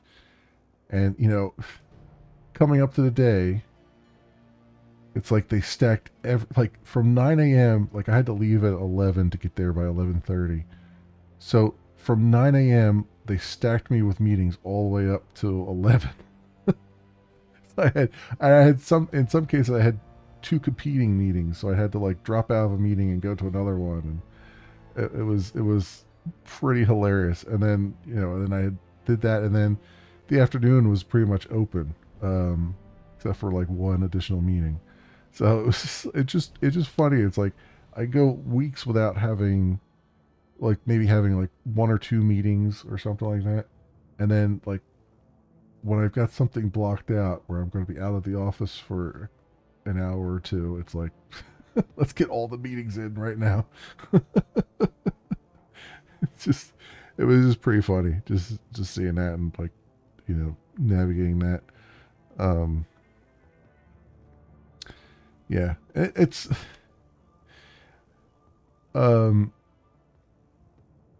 it's also kind of hilarious, like the the dermatologist. Like I have a new one this year. Like the other one I had, I guess, moved practices or whatever. So I got a new one, and she just kept repeating over and over again, "You have a lot of moles. You have a lot of moles on your body." I'm like, I'm aware. No, you have a lot of moles. I'm like, yeah, I know. I've, you know, I've lived with this body for many decades now. I'm aware.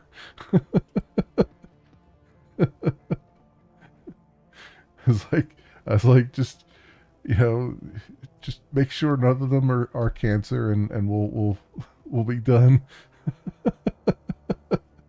Thanks for telling me for the 10th time. Yeah, I know. That was the funniest thing about it. It was just like, uh, this is helpful to you.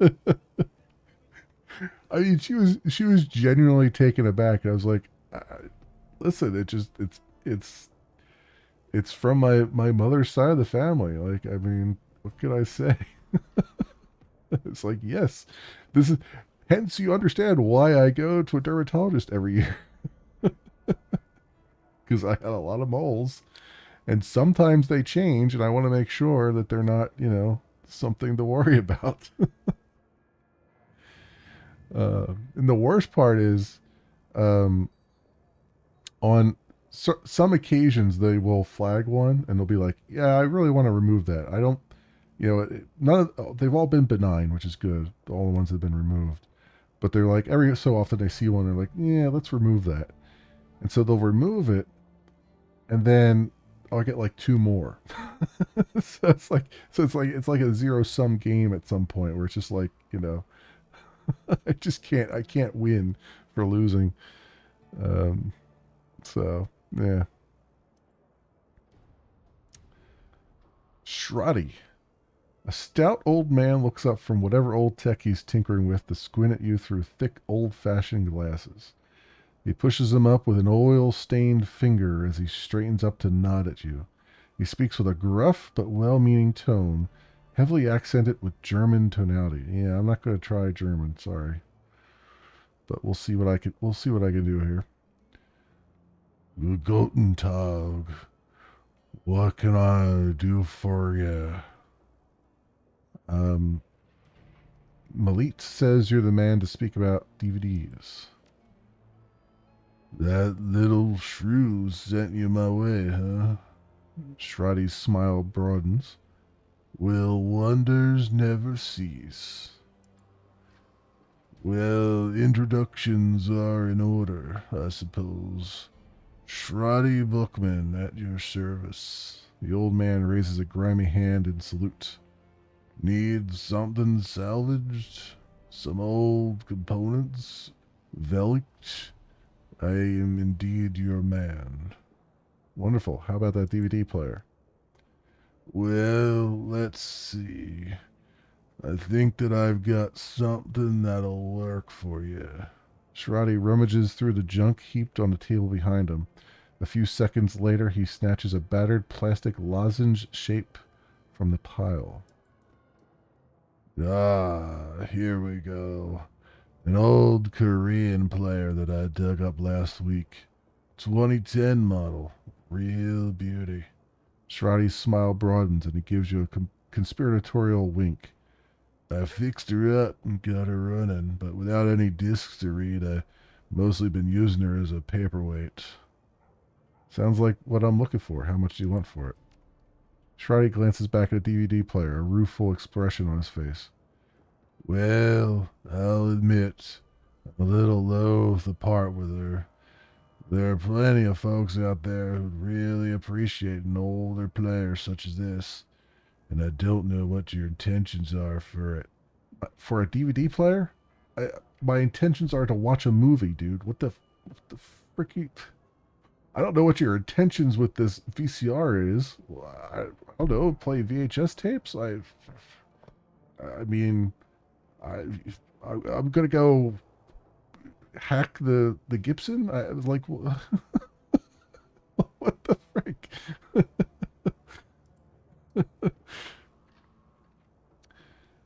I suppose, given the time and trouble I took putting her back together, I'd be willing to part with her for, oh, say. Shrotty's eyes dart over your gear, a calculated expression on his face. About 500 new yen. Alright, fine.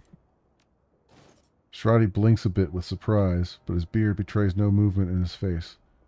You just... Alright there, friend. He picks up the ancient device from the table gingerly and presses it into your hands. The plastic is scuffed and worn, and it rattles a bit when you move it. A hell of a deal. Anyway, I'm happy knowing that she's going to see some use again. Sorry, I suddenly had Sling Blade on the mind. Give her some good use, okay? It's It's it's a hell of a thing when you're doing a voice and right at the end you're like, damn, I sound like Sling Blade here. No one expects Sling Blade. Got your DVD player. Mm-hmm.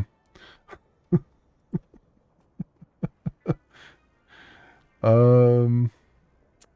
Oh yeah, here's Zach Flash. Welcome back, my friend. What can old Zach get you? I've got a formula for combat stim. Can you produce something like that? Oh, you know I'm your man. I can hook you right up now. Um. So what's the deal with the special concoction? Flash's grin broadens even further. His mouth is disturbingly large, and there's something menacing about the sight of those two white teeth. Is the real deal, chummer. A proprietary blend designed and delivered by yours truly. Pharmaceutical grade kamikaze cut with genuine spirit residue from the tear and then mixed with my secret blend of herbs and spices. He produces a small packet filled with iridescent purple granules from a pocket of his dirty jeans. You want to get high? Buy some Nova Coke and throw yourself a party. But you want to soar? You get yourself some flesh. So, you want to conduct a little business? What's up with the bandages on your hands? Zach snorts out a short burst of laughter. He waggles his bandaged hands in front of you. Oh, these, nothing much, chummer, nothing much. Tussled with a spirit back in Amsterdam. You know, we elves are very spiritual people. Race elf, okay. Oh, come off it. Elves are not, on the whole, any more or less magical than anyone else. I'm in a position to know. Zach lets out a short, barking laugh. Oh, come on. Stop denying yourself. Embrace the power inside of you. You've got the mojo just like me. Accept it. Flash lowers his voice to a conspiratorial whisper. Between you and me, my mojo is stronger than any court wage mages. Take those rat scum bastards at as technology. They cast spells all day and all night, right? Fire this, lightning that. Just toss them around like candy. Right. Well, me, I'm just doing my thing, not casting spells, and I'm storing up my energy, saving it. Can you imagine how much magic I have? Oh, there's a masturbation joke here somewhere. Um, I don't think that's how it works, Zach. Trust me, friend, I have secret knowledge. He slowly turns his head from side to side to give you a good look at his upturned ears. Like I said, it's in the blood. All right, I trust you. Now, can we do some business? Well, I am a businessman, and I suppose you're a customer. Who am I to say no? So, you want to conduct a little business? Show me what you got. Um, yeah, yeah, yeah, yeah. Yeah, all the usual. Okay. So I guess by giving him that formula, I got the, he now sells jazz, I guess. So, because I didn't take note of it before, whether he was selling it or not.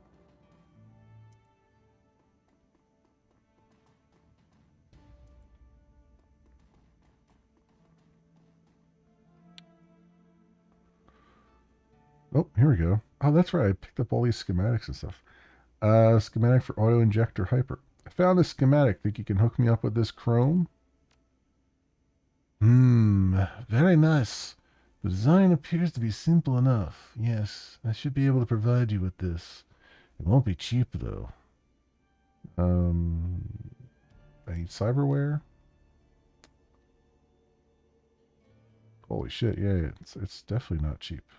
Oh, I only got 279 new yen. Well, can I get medical supplies?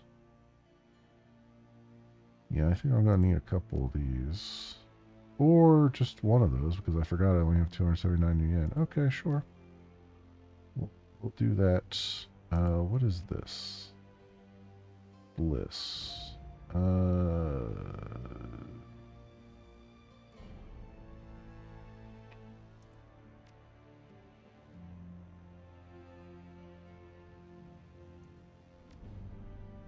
There it is.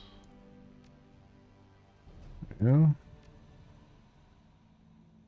He's got a back room here that is locked off. I'm wondering if I'll ever get access to that. Because it looks like there's something back here.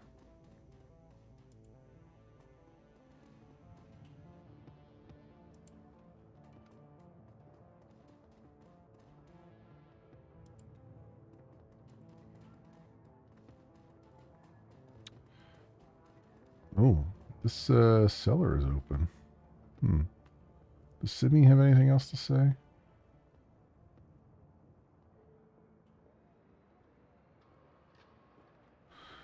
The girl with the chip in her head stands with her eyes closed, rocking back and forth. She looks so frail that a light breeze might knock her over, but she somehow stays on her feet, whether by coincidence or some kind of preternatural junkie awareness. She opens her eyes when you come near. I know you. Maybe by face, if not by name. I'm Mim. By face, by name, by cry, or by song. Simmy Kim is what most people call me. They think I don't know why, but I do. Monica explained. So what have you been up to? The girl absently fingers the chipjack in her temple.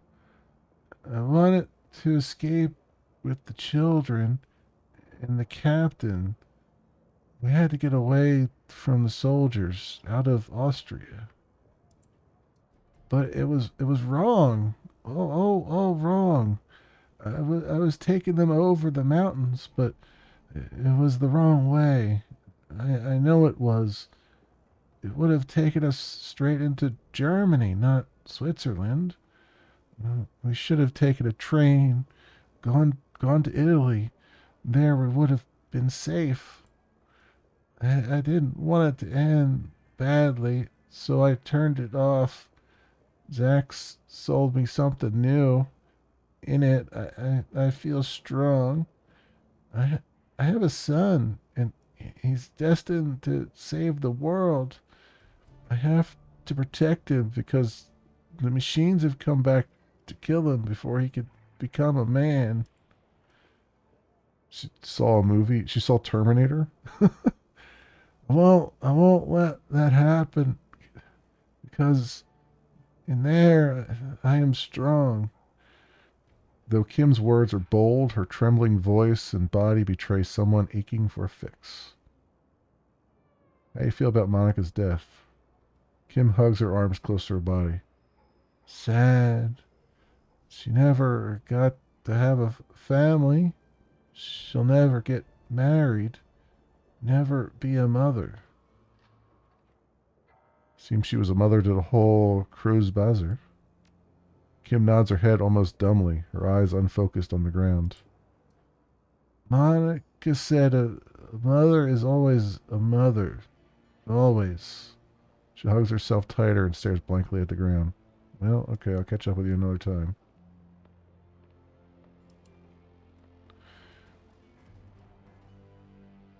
Oh, what is this? Well, like it's almost like well, it's obviously a bar, but it looks a little bit like a speakeasy.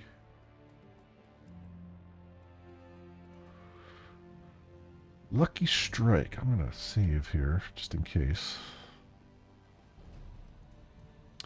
A young woman stands at the bar smoking a cigarette. You've seen her face before. Lucky Strike, one of the mercenaries from Monica's files. A plume of blue-gray smoke spills from the corner of her mouth as she turns her attention to you. Hey! The distinctive circuit pattern tattoos that line her face shimmer and pulse with light. You need something? I don't believe that we've met. I'm Mim. Yeah, I know who you are. She takes a drag on her cigarette. How you holding up, champ? I heard what happened to your boss. Um, she wasn't just my boss, she was a friend. She smirks, then lets the smoke escape from the corner of her mouth. Yeah, well, sorry for your loss and all that. A lot of people are still torn up about it. So, you need something? Or are you just gonna stand there staring? Um, why'd you bring up Monica? Did you know her? I met her a couple times. Seemed nice enough. She takes another drag on her cigarette. But mostly I knew her by reputation. You can't live in the Keys without hearing about the queen of the cruise bazaar. She pauses, then slowly lets the smoke escape through her nostrils. Can't say that I was a fan. Um, that's your prerogative, but then you didn't really know her. That's true. But I do have eyes, and I can see what's been happening to the cruise bazaar since she got geeked. The whole place is falling apart, isn't it? Why do you think that is? Um, Monica helped a lot of people. Now that she's gone, she can't anymore. Simple. The illustrious Frau Schaefer helped people, all right. She helped them so much they couldn't make things work without her anymore. She made herself into a leader here, and guess what? In an anarchist system, there aren't supposed to be any leaders. Lucky Strike taps out her cigarette and leans toward you, a predatory grin on her face. You and your friends, you followed Monica too, obeyed her orders without question, right? Um,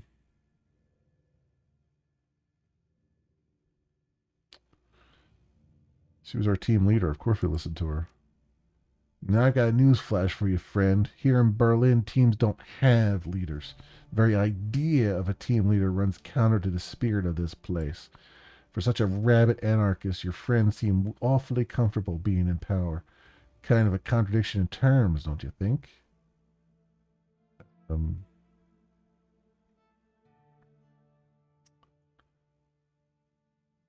uh, no, I don't. And I don't think you know a damn thing about who Monica really was.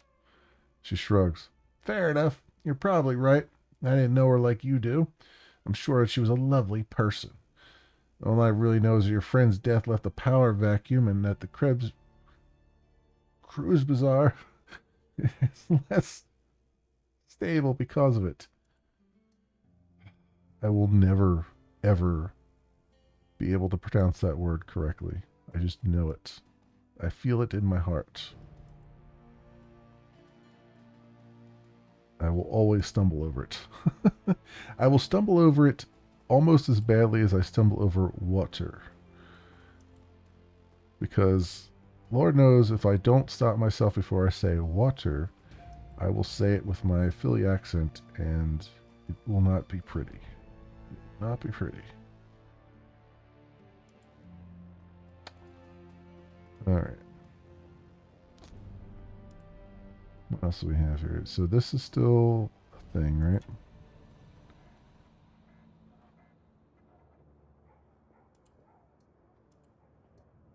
Yeah, okay, that's the same thing. I wonder if there's anything to do with the phone booth. Here, let me do like a quick save.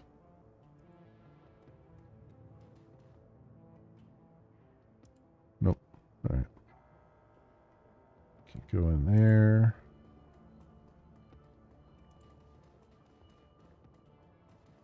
Yeah, everything feels much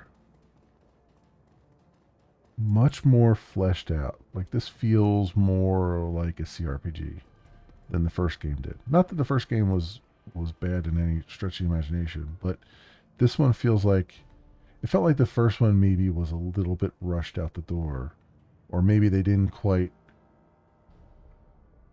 fully have the engine fleshed out or didn't fully know how to use the engine to its best abilities. And this one feels more lively in general.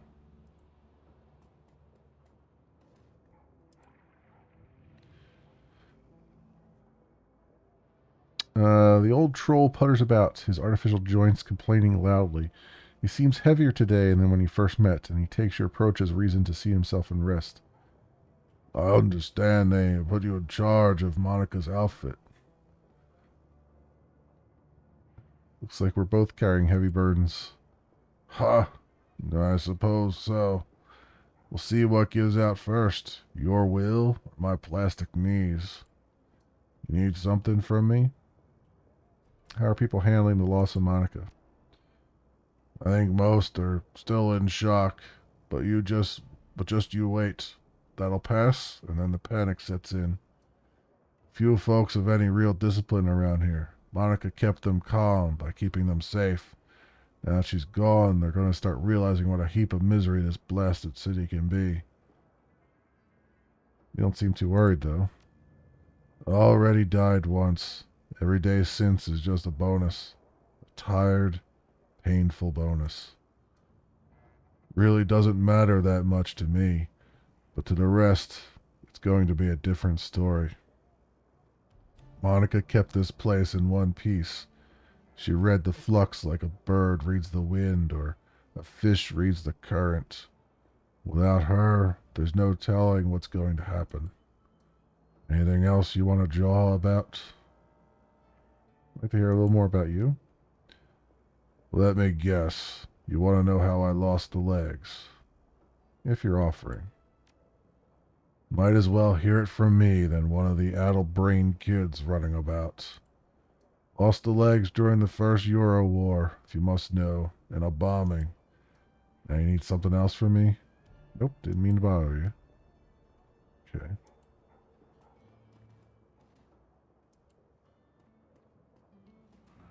At the sound of your approach, the orc turns to face you. He wears a severe expression, but there is kindness in his eyes. Guten Tag, elf. Can I help you with something? I couldn't help overhearing your conversation. I take it that you run a charity of some sort. He nods. Yes, it isn't much, but we do what we can. Such as? Give me specifics. He clears his throat, then begins to count off on his fingers. In the past several years, I have established a shelter where the dispossessed can sleep, a soup kitchen to feed the hungry, and a library for the people of Cruz Bazaar to better themselves. It isn't much, I admit, but it's a start. Volunteer worker. A good start, Samuel. You mustn't be so hard on yourself. There are limits to what one man, even a determined man, can accomplish. This is true. He nods to York at his side. Thankfully, some of the residents that I've helped over the years have come back around to help me. And I've got 15 assorted orcs and trolls from all around the Cruz Bazaar working with me now. They help me man the soup line, stock the library shelves, and do all the hundreds of other little things that a community organization needs done every day. These extraordinary individuals are living proof that what we do here has value. They are my inspiration to continue forward.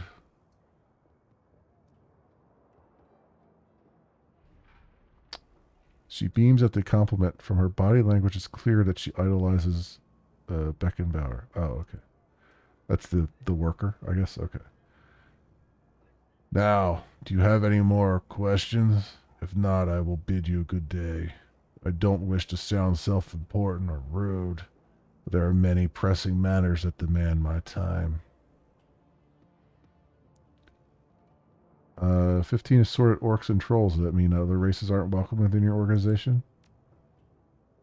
That's taking a rather narrow view of what we do. Yes, it is true that my assistants are all members of the goblinoid races.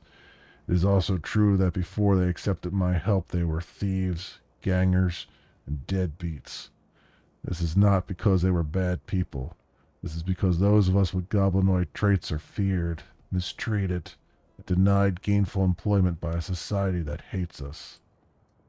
I hire only goblinoids because mainstream human society has created a need for me to hire only goblinoids. The orcs and trolls of the Cruz Bazaar deserve a workplace where they will be treated with dignity and respect. All that being said, Our services are available to all. We wouldn't turn a desperate person away, regardless of that person's metatype. Even humans, the most privileged of all the races, are welcome at our door. Isn't that what's most important?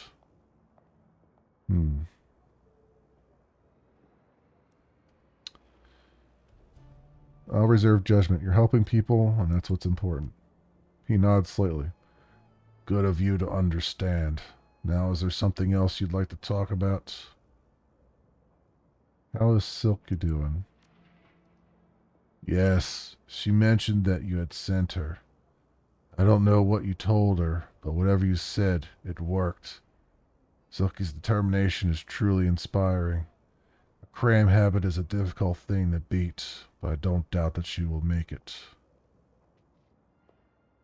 Alright.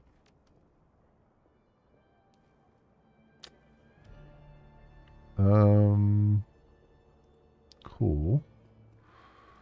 Return to Paul with the goods. I guess we got everything.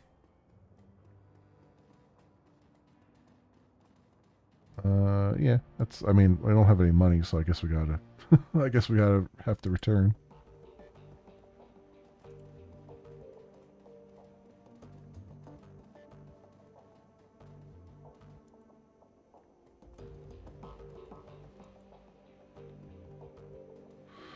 It seems that Amsel has assembled a team in your absence. They stand in a group around the old display that you had Malit deliver.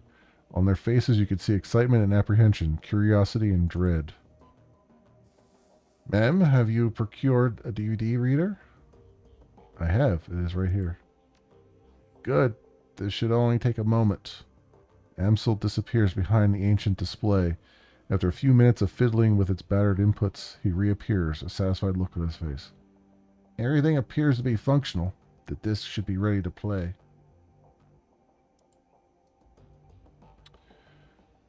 Well, don't keep us in suspense. Start the damn thing already. Man went to the trouble of fetching everything. Let him do the honors. Amsel steps back, clearing a path for you to access the antique machine.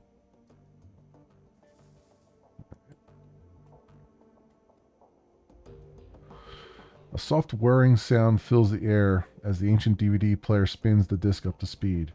The scratched LCD display comes to life, and a menu fills the screen. Play track 1. The screen goes black and a cheerful digital chiming sound spills out of the display's speakers. A crackle of static fills the air, coupled with a shrill electronic whine. After a few moments, the display goes live, and a disheveled-looking man appears on the screen. His eyes glitter with excitement. The timestamp on the screen is 2034, 9:15. Hermie, I think we've found her. After all this time, Schwinge. I knew that she wasn't dead. His speech is jittery. You can hear the urgency in his voice. She survived the Dragonfall, just as I always said. I knew it, and I was right. The screen explodes into static, and the electronic whine in the background sharpens into a needle-like pulse of high-pitched sound. Somewhere in the background, Dante lets out a low whimper. The screen clears, and the excited face is closer to the screen than it was before. The words spill out of him in a breathless tide. Taking a team into the Sox to retrieve her. The radiation be damned. We'll take appropriate precautions, of course, but we must go. Hermie, I think that the body may be nearby as well. Somehow she has survived for all this time. The screen explodes into static again, then clears. The figure flickers across the screen. May not be back for some time. Look after Mom, okay? I worry about her. And Hermie, stay safe out there. I know things are heating up in Berlin, and I know you. Student protest, civil uprising, you'll be in the middle of it, I'm sure. Just stay safe, all right? And I'll do my best all the same. I don't know what's going to happen when I step into the Sox, but I do know one thing. If the Fire Wing is still a danger, I will put an end to her, once and for all. The display goes black, and the background whine fades away. A moment later, you find yourself deposited back at the menu screen. All right, play track 2. Screen goes black for a moment, then a figure appears on the screen. Your late client, Green Winters. His elbow is planted on the table that he's seated at, and his chin rests on his palm. The other hand is wrapped around a bottle of cheap whiskey. The timestamp on the video reads 2053, 12:25. Oh, Christmas. Found the message Adrian left me all those years ago. Got it cleaned up as best as I could. Strange hearing his voice again. He pauses to take a long pull in the bottle. It's good to hear him, even if he did insist on calling me Hermie. Dr. Adrian Vauclair, the hero of the people, the dragon slayer, my brother. He grimaces and rubs his eyes. Hard to believe it's been almost 20 years. Alright, so I'm going to start recording these DVDs again. For me, for Adrian, for whoever might wind up watching them. Every time I do this, it winds up feeling like a waste of time. But I keep doing it anyway, on the off chance that I'll find something important. If I stumble into the clue that leads me to my brother, I know that I'm going to want it on film. I've been doing this for almost 20 years now, after all. No sense in quitting now. Christ, 20 years. All this time, and still no leads. Even with all my contacts and all my resources. He takes another long swallow of cheap liquor. Even with my legendary bullheadedness, I've made no progress at all. I haven't turned up a single goddamn thing. Want to hear something funny? The closest I've gotten to a clue was a rumor. Apparently a team emerged from the Sox a while back. Nobody's clear on the date, but, and get this, he leans into the camera and gives a conspiratorial wink. Supposedly they vanished without a trace. He upends the bottle, drains it, slams it back down to the table. His eyes are rimmed with red. Not much of a rumor, considering I already know that you're gone, big brother. Live with that every day. Abruptly, Winters leans forward and reaches for something off screen. The display goes black. A few seconds later, the main menu returns. Play track 3.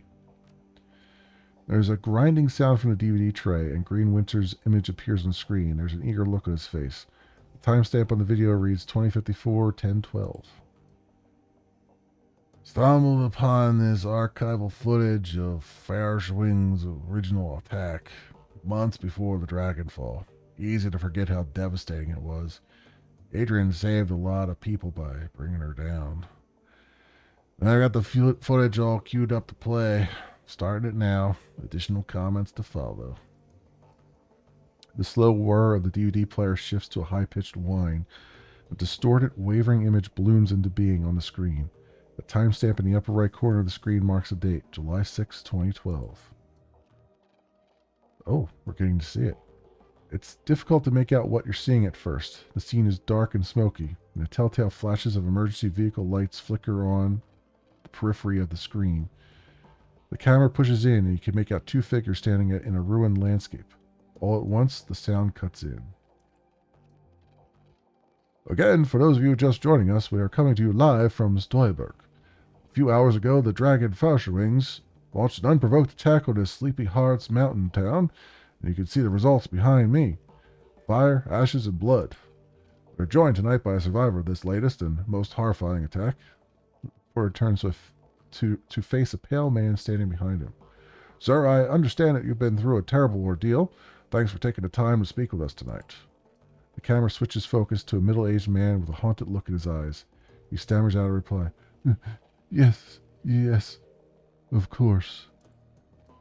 If you could, sir, could you please tell the people at home about your experience of the attack? It was horrible, just pure chaos. So many people are dead. People I knew, roasted alive or trampled to death trying to escape.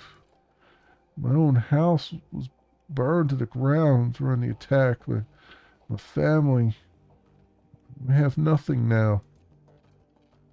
You all made it through the attack, though? Your wife, your kids? Yeah, we all made it, thank God. We rode out the attack in a small shelter. Me, my wife, and our 2 daughters. The shelter, it protected us, but the heat was just unbearable. We couldn't have stayed in there much longer than we did. How long were you holed up in there? 3, maybe 4 hours? I don't know. We just stayed inside until the heat died down and the screaming stopped. And what happened after that? When it was over, when the air cooled down, the reporter nods and the man continues. We stepped outside. There was nothing left, just smoldering wreckage and dense cloud of black, oily smoke and the stench in the air. God, that smell. It smelled like roasting meat. There's a long pause. From the tortured look on his face, you can tell that the man is struggling to decide whether or not to continue speaking. Eventually he does. My girls, they found what was left of their nanny outside. Her body, what was left of it, was slumped against the shelter door. I keep telling myself that I couldn't hear her pounding to get in, but that isn't true. I could. I just couldn't bring myself to open that door. I couldn't risk my family like that. Not for her. Not for anyone. Thank you, sir, for taking the time to speak with us. Yeah. You heard it here, an absolutely chilling account of tonight's attack. Again, the town of Stoiberg has been reduced to ash, another victim of the Fire Wing. Stay with us for more up-to-the-minute reporting on Faustwing's reign of terror. Green Winter's face reappears on the screen. Okay, it's time for a new approach. Hadrian's a complete dead end. That much is pretty clear by now. So I'm going to do some digging on Faustwing instead. Let's see where this goes. The screen abruptly goes black as the video cuts off. A few moments later, you find yourself returned to the menu screen. Alright, track 4. The DVD player ramps up the speed, filling the air with a shrill whining sound. Green Winter's image appears on the screen. A timestamp on the video reads 2054-1031. Well, that was a bust. Little progress on Faustwings either. He shakes his head. I don't know. It's weird. The information is there. It's just wrong somehow. It's too well laid out. Too simple. Real life is messy, and this feels a little too neat. That's not the only thing that's nagging at me. I'm getting that tingly feeling all up and down the back of my neck again. It feels like I'm being tracked. I'm no Matrix hotshot like Clockwork or Schaefer, but I'm good enough to know when someone's on my scent. Gotta install some new security measures. Can't be too careful. Winter's image disappears. The display goes black. A few seconds later, the main menu returns. Track 5. The display goes blank for a moment, then the face of Green Winters winks onto the screen. He is seated at a computer. Off to his left, an enormous monitor fills the screen. His voice carries an edge of panic. The timestamp on the video reads 2054-1109. Christ. It's getting too close. I'm getting too close to something. There's a trail of bodies and there have been disappearances. Gearbox, Marcian, Peregrine, they've all disappeared within a few years. Gearbox just went AWOL yesterday. They were all making some sorts of inquiries about the Fire Wing that I've been. There are ghost stories spreading around the Decker community. Stories about Deckers disappearing and then showing up again later, but wrong somehow. Scary stuff. I'm starting to think that it's true. Blitz leans in to whisper to you. I know the stories he's talking about, Chief. Never really put much stock in them. Not until now. Could these rumors be related to what's happening here? Am I being paranoid? He pauses for a moment as if seriously considering the question. Then he shakes his head and slams his fist on the table. No, I don't think so. Something big is happening here, and I'm right in the middle of it. Iger cuts in. That's a bit of a leap. One other thing. Tolstoy told me a story about a kill team that might be related to all this. Apparently, a Decker named Hellbore posted a theory about Faustwings to the Shadowland BBS about 5 years ago. About an hour later, a mil-spec team showed up in meat space and cooked her entire apartment, with her in it. What if Tolstoy told me was true? Hellbore Live posted the event. She described her killer, this great big orc with skin grafts, and the whole thread disappeared, gone without a trace. Leap? Iger, love? Sounds like he's on the right track to me. Iger holds her silence but concedes the point with a small nod. On the screen, Winters pauses. He looks like he's working up to something. Finally, he speaks. Now I'm just going to go ahead and say it. This has got to be Faustwins. All of it. Adrian was right about her. She's still alive and she's out of the socks. She's covering her tracks, working the shadows, preparing to rise again. And that means that I have to find you, Adrian, for everyone's sake. Thankfully, I've got a lead. For the first time in 2 decades, I've got a solid goddamn lead. I've backtracked all the Matrix nodes that Hellbore was looking into, back before she got cooked. Whoever's been purging the Matrix didn't think about that, and I found she turned up. Witcher stabs a few keys on his keyboard, and an image expands to fill the screen of his monitor. A satellite photo of a rural landscape, annotated with GPS data. A set of map coordinates. So now I've got a target, a place to start digging. The Harfeld Manor, conveniently located on an isolated stretch of countryside miles away from prying eyes. Matrix records indicate that some sort of data vault exists beneath the estate, so that's what I need to get into. And this is where we came in. As if on cue, a familiar image winks onto the monitor to Winter's left. Monica. I think I'm going to tap Schaefer for this job. She's got the skills to bypass whatever security they're running out there, and she's gullible enough to take the job in the first place. And I'll feed her some line about Lux State security, and she'll eat it up with a spoon. I warned her. Amstel's voice choked with rage. I warned her. On the display, Winter's mouth parts into a broad grin. Time to put plans into motion. By this time tomorrow night, I should have the information that I need. And on the off chance that Schaefer gets taken out, well, that'll tell me something too. Can't make an omelet and all that. Till then. Winter's image disappears. The display goes black. A few seconds later, the main menu returns. Play track 6. When you play the 6th track, a small video window appears. You recognize the scene in the window. You're looking at the tattered drapes and nicotine-stained wallpaper of Winter's hotel room at Das Kesselhaus. The timestamp on the video reads 2054-1110. There's a blur of motion, and the haggard form of Green Winters lumbers into frame. Suspicions confirmed. Schaefer dead. Christ. Winters reaches a shaking hand off camera. A moment later it returns, clutching a cheap plastic drinking glass. He gulps something down, wipes his mouth with the back of his hand, and takes a deep breath. Okay. Back up. Slow down. Start from the beginning. Winters closes his eyes and makes a visible effort to calm himself. When he speaks again, his voice is steady. Got a call from my contact in the Kriz Bazaar. Schaefer killed on the estate run. Matrix security at the estate cooked her brain. Considering Schaefer's skill and experience, on-site IC must have been extreme, even by Berlin standards. Security of that kind costs money. Real money. Given the evidence uncovered so far, corporate involvement unlikely.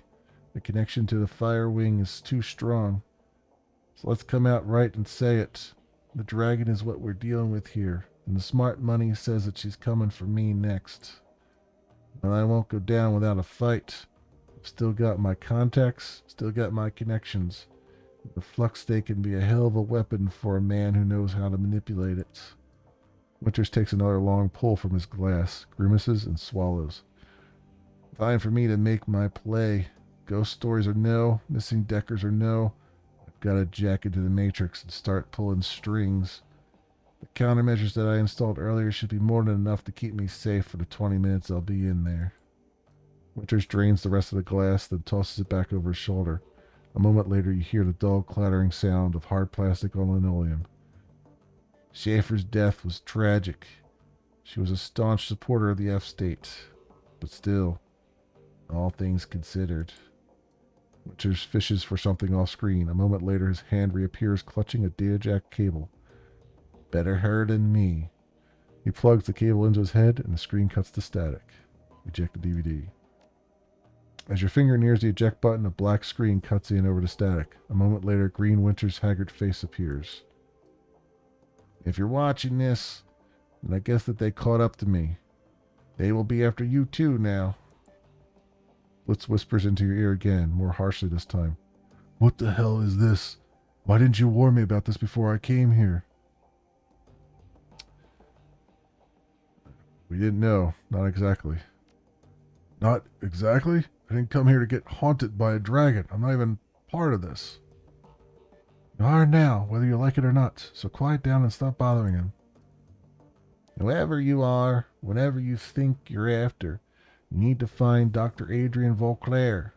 Not because he's my brother. Because if Valstrwings is rising again, he's the only one who can stop her. You've seen what happens to people who get too close to this. I'm dead and dozens of others have died.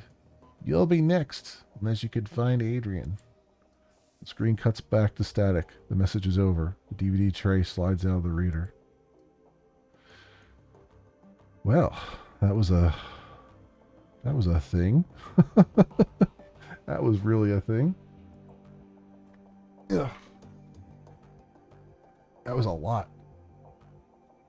That was good, but it was a lot. The room goes quiet as everyone struggles to process what you've just seen on the DVD. Finally, Dietrich breaks the silence. A dragon. Son of a bitch. Green Winter sent us up against a dragon. The Fire Wing. Amstel's voice is thick with dread. She lives. I'm really starting to regret the fact that I didn't just stay at the hotel. Iger ignores him. Wait a second. We don't know for certain. Dietrich lays a hand on Iger's shoulder. The evidence seemed pretty convincing to me, love.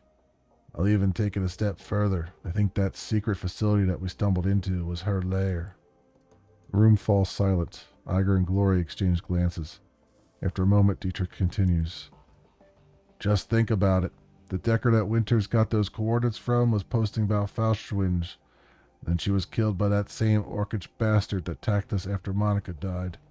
That's a direct link between a dragon, the scarred orc, and the Harfield Manor. And then Winters was killed by the same thing that killed Monica. Exactly. My gut tells me the dragon is down there, someplace far beneath the surface. I think that we knocked on the door to her lair without even knowing it. I think that, given what we've seen, the dragon will do whatever it takes to keep us quiet about it. Okay, going on the assumption that there is a dragon and that she will come after us, what do you propose that we do about it?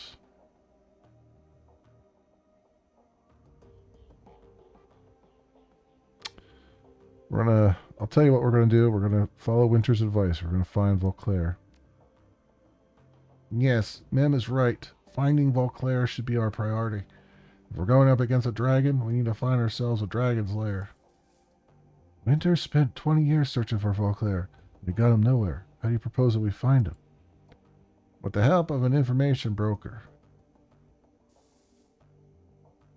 Go talk to Bob, then. For this? No.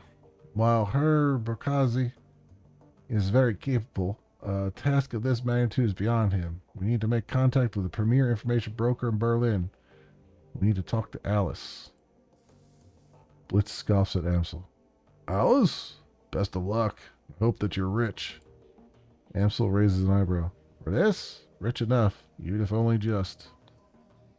Who is this Alice? The most prominent figure in Berlin's shadow community. Schockwellenreiter. Wellenreuter. Probably Reuter is probably how you say this. Schockwellenreuter, maybe? She provides information retrieval services for the F-State. Amsel turns to the computer console behind him and runs his fingers over the virtual keyboard. The machine begins to hum. If Winters was right, if Vauclair is still alive, she can help us find him. The console spits out a stick of black plastic. Amsel plucks it from the computer and hands it to you. Here, your key to speak with Alice. A cred stick? Amsel nods. An encoded cred stick, yes. 10,000 new yen. Alice will not show her face for less. This represents the last of my personal savings. Make this meeting count. Where do I need to go? Take the U-Bahn to the Allstat Spando. There you'll find a connected tube that the locals refer to as the rabbit hole. You'll find a method of contacting Alice there. Don't call it that in front of her, though. Word on the street is that she hates it. Well, I mean, her name is Alice. She's through the looking glass. I mean, if it fits. Please hurry. While you're out, I will work on acquiring new contracts for the team. Alice is the best there is at what she does, and her services carry a price tag to match. Okay.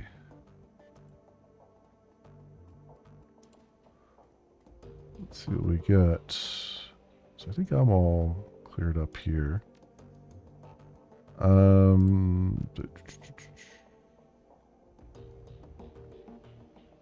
Okay.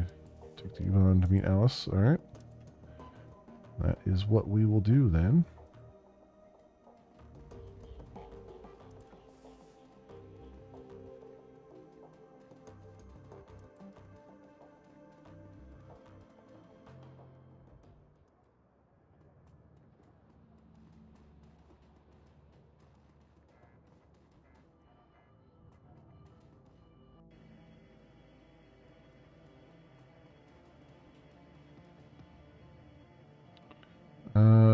Is Dante's gonna probably stay behind, I imagine.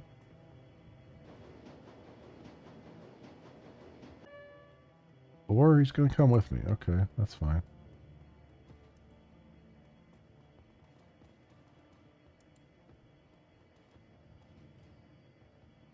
The only active console on this derelict span of U-Bahn platform is an old video arcade machine. The CRT monitor set into the machine's cabinet glows invitingly. Cheerful, pixelated graphics swirl and dance on the screen. Investigate. At the base of the controller panel, you find a cleverly hidden input port. The port is shrouded in black plastic and it appears to be the approximate shape of a typical cred stick. Right, insert Amstel's down payment into the machine. Internal motors grip the cred stick and pull it into the machine. It disappears in the port and the screen goes black. Moments later, a video image fills the screen. The picture is dark and grainy, a far cry from the bright, colorful sprites that had previously inhabited the display.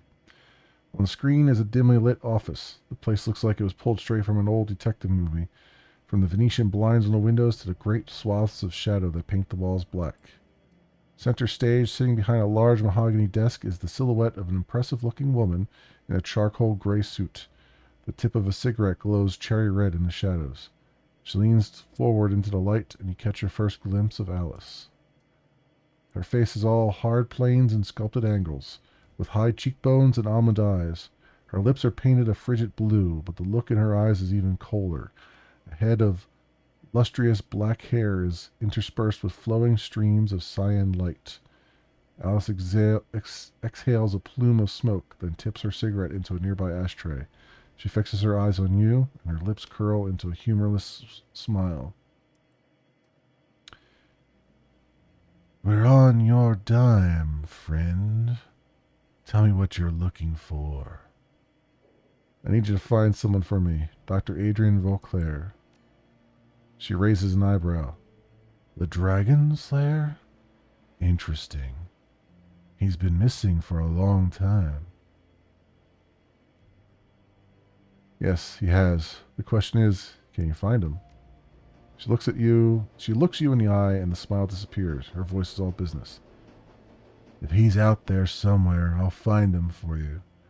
He could be living under an assumed name in California Free State, and I'd still track him down. If he's not alive, I'll tell you where you can find his corpse. All right, I'm satisfied. Let's talk about the job. Alice steeples her fingers. All right, here's how this is going to work. When you give me the go-ahead, I'm going to start gathering information for you. Once I've finished, you're going to bring me a cred stick and code it with an encryption key that I'll provide you. The cred stick will have 50,000 new yen on it. When I get my cred stick, you get your information. This is the deal. Take it or leave it.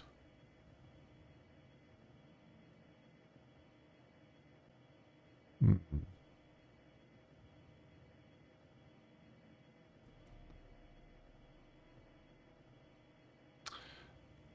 50,000 new yen. Do you know what that kind of money can buy? Apparently I know better than you do, sports. Do you know how much work it takes to find a digital ghost? There's going to be wet work, breaking into government archives. Hell, I might even have to commission an expedition into the socks. This is a serious undertaking, friend.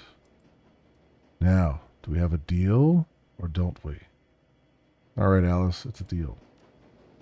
Okay, but remember, you say go, and I go. From that point on, you're on the hook to pay me my fee. No turning back, no refunds. Are we square on this? Yeah, we're square.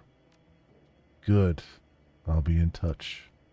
Screen goes black. Moments later, the machine reboots. The colorful sprites that you saw when you first approached the arcade cabinet return. There's nothing more to see here. Alice is gone. So I guess this is where... So what would be interesting here is if this is where we have to take contracts in order to make the 50,000 that we need. So, accuracy... Oh, hyper. Okay.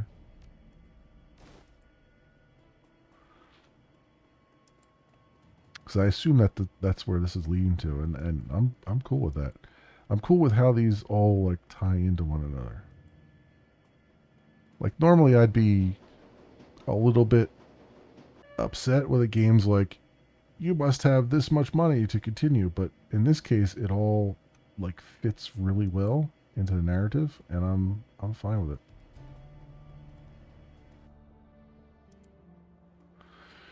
Now we just gotta find us some scores, I guess.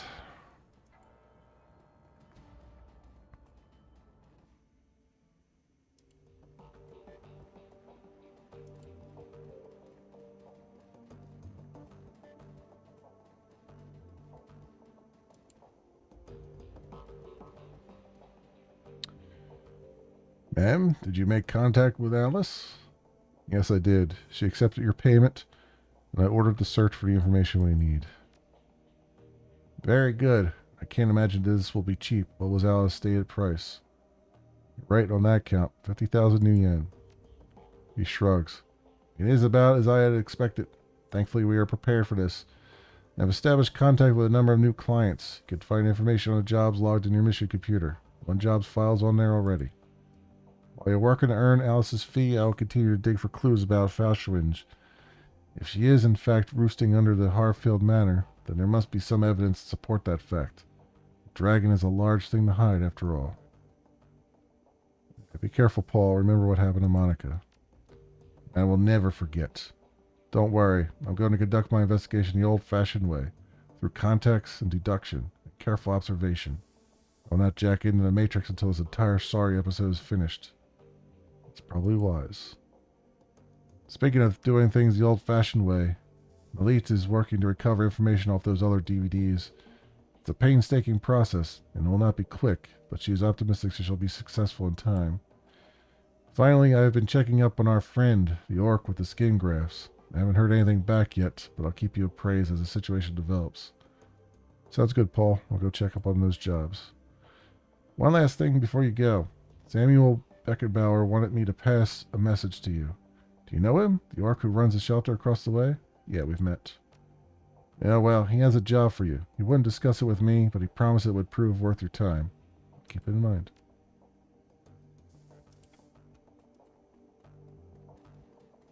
Okay. What do we got here? You have one unread message. Commissioning your services.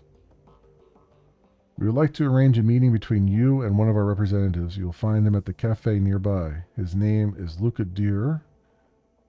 He will be expecting you. Come alone.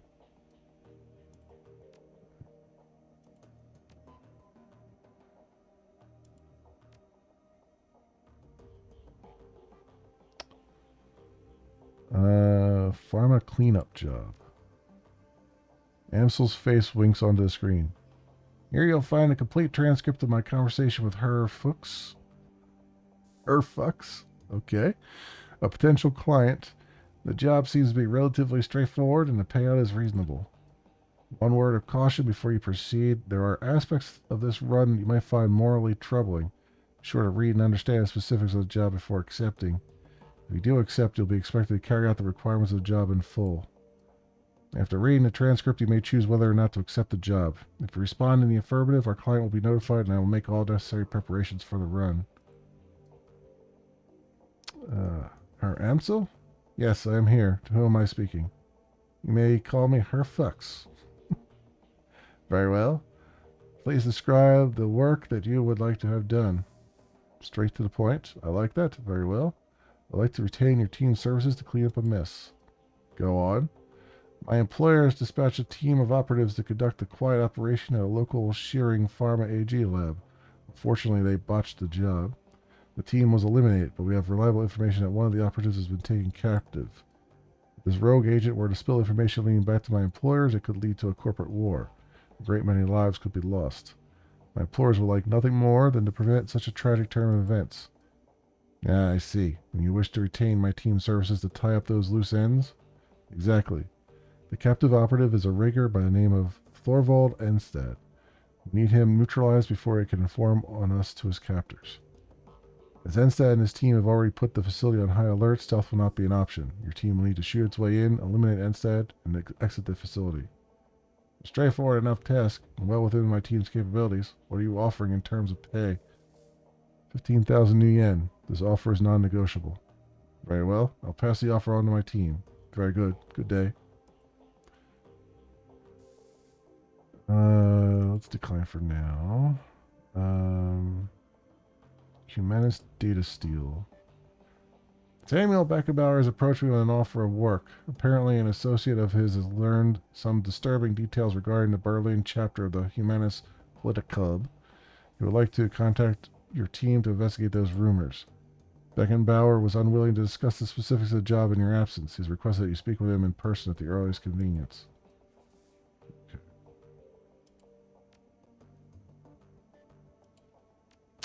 Let's go talk to what's-his-face. I mean, we'll probably take that other job too, just because I don't really... I mean, I know they're going to probably try to make the person that we have to kill, like, morally ambiguous or something, but, you know, we need the money. And I don't really have a objection per se to just taking a dude out.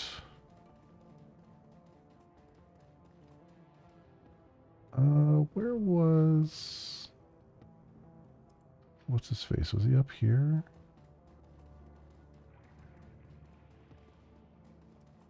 No.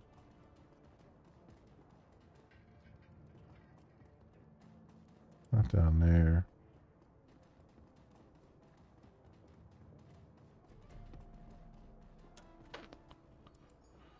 I don't think he's down here either. No, he wouldn't be down there either. Where did I... Everything's sort of... Oh, it's over here. Okay. I was like, I was trying to find the... Because I knew it was on the corner of a shop or something here.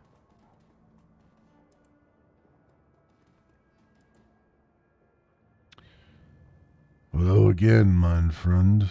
What can I do for you? Or did you want to talk about a job? Yes. Yes, I do. Thank you for coming so promptly. He takes a deep breath, slowly releases it, and looks you in the eye. Tell me, what do you know about the Humanist Political Club? Not a lot. I don't pay much attention to politics. Humanist may call itself a political club, but its goals are anything but political. The organization's true objective is to spread fear and hatred of the metahuman races. Humanus' bloody rhetoric helped to instigate the Night of Rage. I need to take a drink here. Killing my voice.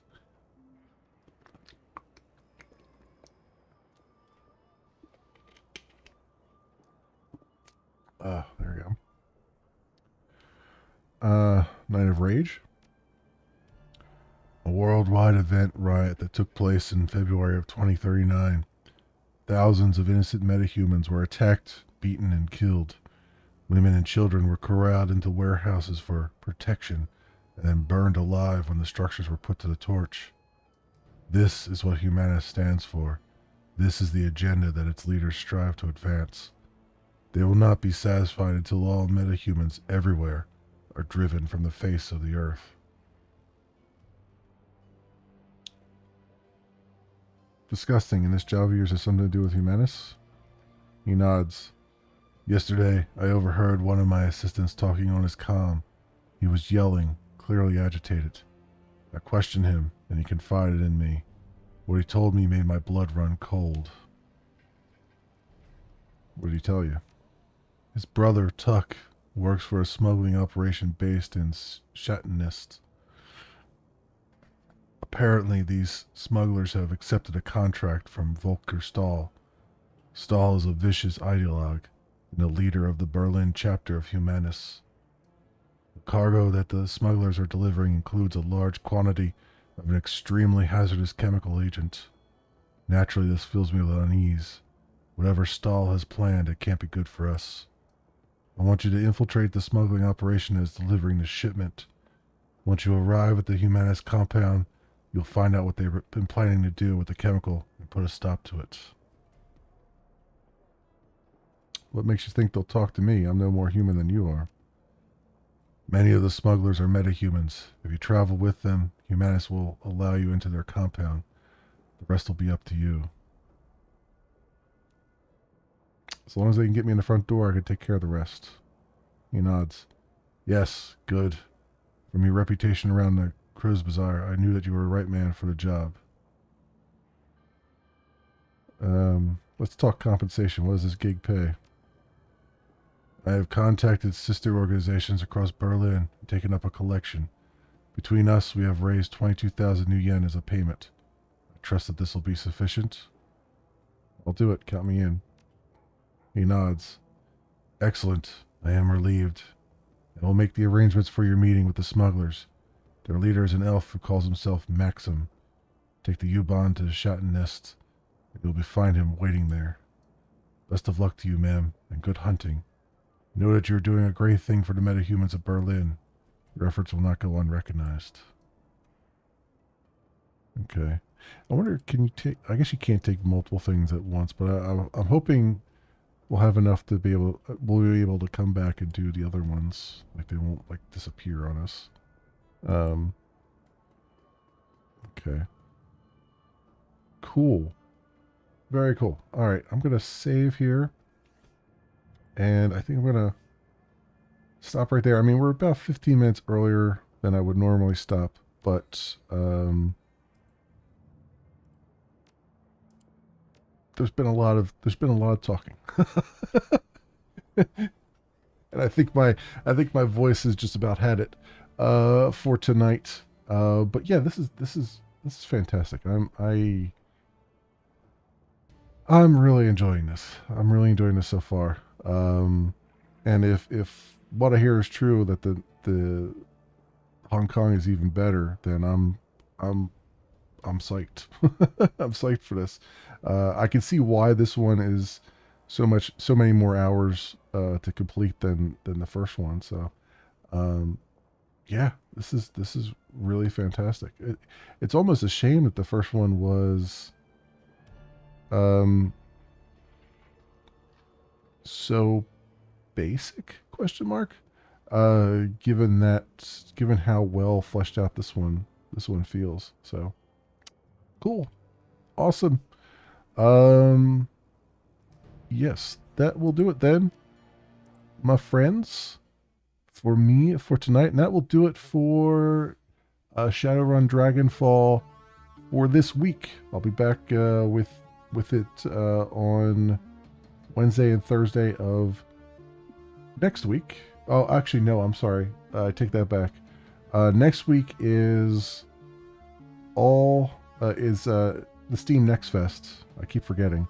Steam Next Fest is next week, so it's going to be all demos next week. In fact, I've already downloaded a bunch of demos. A lot of demos have gone live early already. So that's what we're going to be doing next week, is taking a look at all those. There's quite a few out there.